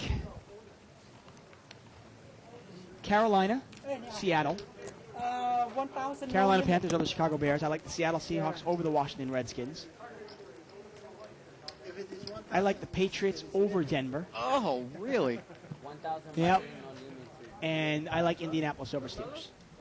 The right name of this game is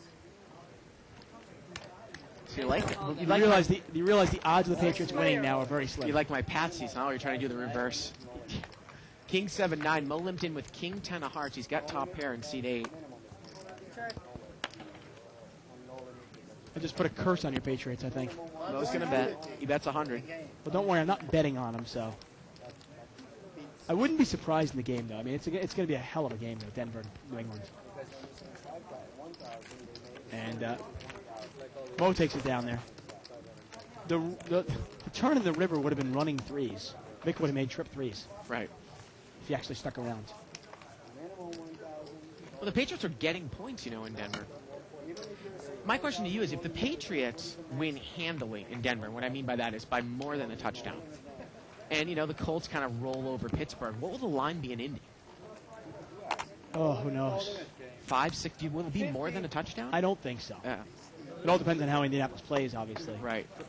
But I think you've got to give them, if New England goes into Denver and beats Denver, I Yeah. think you've got to give them some respect. Obviously, this is a really tough game for them. $50 raise here by Freddie, and Barry Woods called. Actually, excuse me, Mo called. And Freddie has Mo dominated. Freddie checked the flop blind. He gives it away, though. 10 deuce 3. I mean, Freddie almost, the funny thing is Freddie checks blind, Mo bets blind. Right. He's got his Stevie Wonder glasses on.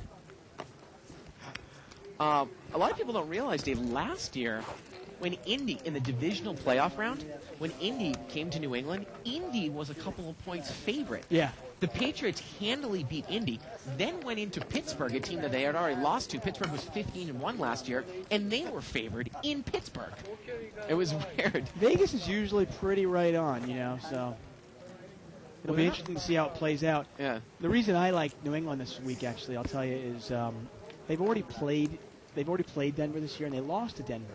Right. But Bill Belichick had a chance to see Jake Plummer. He's got tape on Jake Plummer now, specifically playing his team. Yeah. And I think if you give Bill Belichick a second chance to beat the same team, I think he will. Those are my picks. My 2 cents. $50 raise here by Carlos. Queen rag offsuit on the button. He's going to get called in several spots. 3, 3, 9, couple hearts. Deuce 4 of hearts, and seat 4's got a flush draw 1. 200. Freddie's going to come out and bet on the 9. He bets with Queen 9. He bets 200. I want to say that's almost all in. Yeah. Juan doesn't really have any odds to chase here. No, the pot is how much? It's a $400 pot, 200 to call. So he's getting 2 to 1 if he thinks his hearts are good. He's getting 2 to 1. He's going to see the see the turn of the river. I mean, if you want to gamble, if you think your hearts are good, that's what the question is here. Remember, he's not going to be faced with a turn bet. No, I understand what you're saying. Yeah. It's just he's not faced with a turn bet there. Right. I have no problem with laying it down, but oftentimes, if you have a flush draw and somebody's all in and you're getting 2 to 1 or 3 to 1 on your money, you can call. This is going to be the last hand of the night, Dave. And the last hand of the week. Catch us next week, Monday 7 through o'clock. Friday. Exactly, 7 o'clock start, folks. Yeah. We're doing that to make the game better for you. all the time, no limit. Hey, are we gonna do the? Here at Live at the Bike, sacrificing our sleep to make your games better. Yeah. Limit is okay, but no limit. And that's the honest truth. Yeah, 10 o'clock is so late. What I lost last time. Past my bedtime. Ace King on the button here for Barry. Big, slick, offsuit. I put everything in the rack. And he's going to raise it up here, I'm sure. Yeah. I'm gonna take all your money. Dealer says you want to check. Makes it $90. Bottom ace, Best hand. 250. And Mo is going to call, you see, now Mo would never call with Queen 3, but he's going to call with 5-3. See if he can hit a big flop. And Vic Park's going to call with King 8 suited over here. I mean, I actually like Mo's hand better. And Carlos has never used 6 of diamonds. So here we go. 4-way action, times 70. 280 in the pot. Barry, pre-flop raiser. One of the kings is dead. Looks like all the aces are live. Here we go to the flop. Too more. Don't be a freaking Jew. And the pot is what, 360? 280. 70 times 4. Queen 9 deuce. Vic flops the second nut flush right off the bat. Now the thing with Vic's hand is he going to make any money off it though? And that's one of the reasons I didn't really like Vic's hand. I like Mo's hand better. I even like, I like Mo's hand because if a straight were to hit or Mo gets 2 threes, flop comes out some miracle flop. But Vic's not going to make any money on this flop.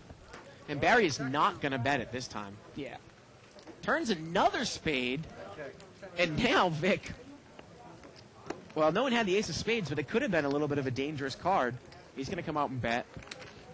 I mean, if Barry raises this big, what does Vic do? 150.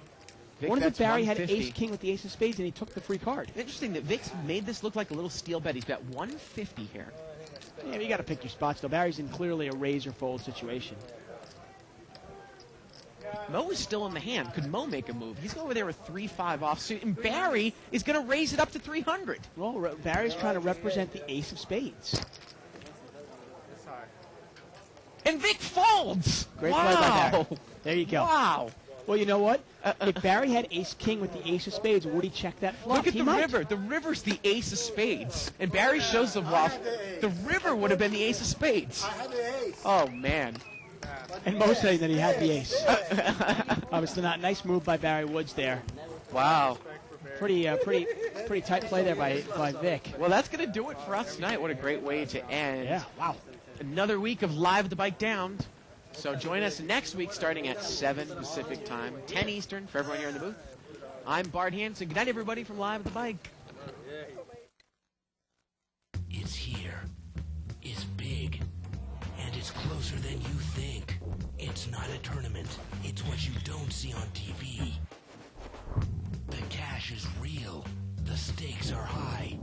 They bet big. They win big. They lose big.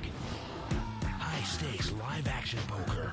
Live at the Bike. Watch it live on the web or play it if you dare at the Bicycle Casino right here in Los Angeles.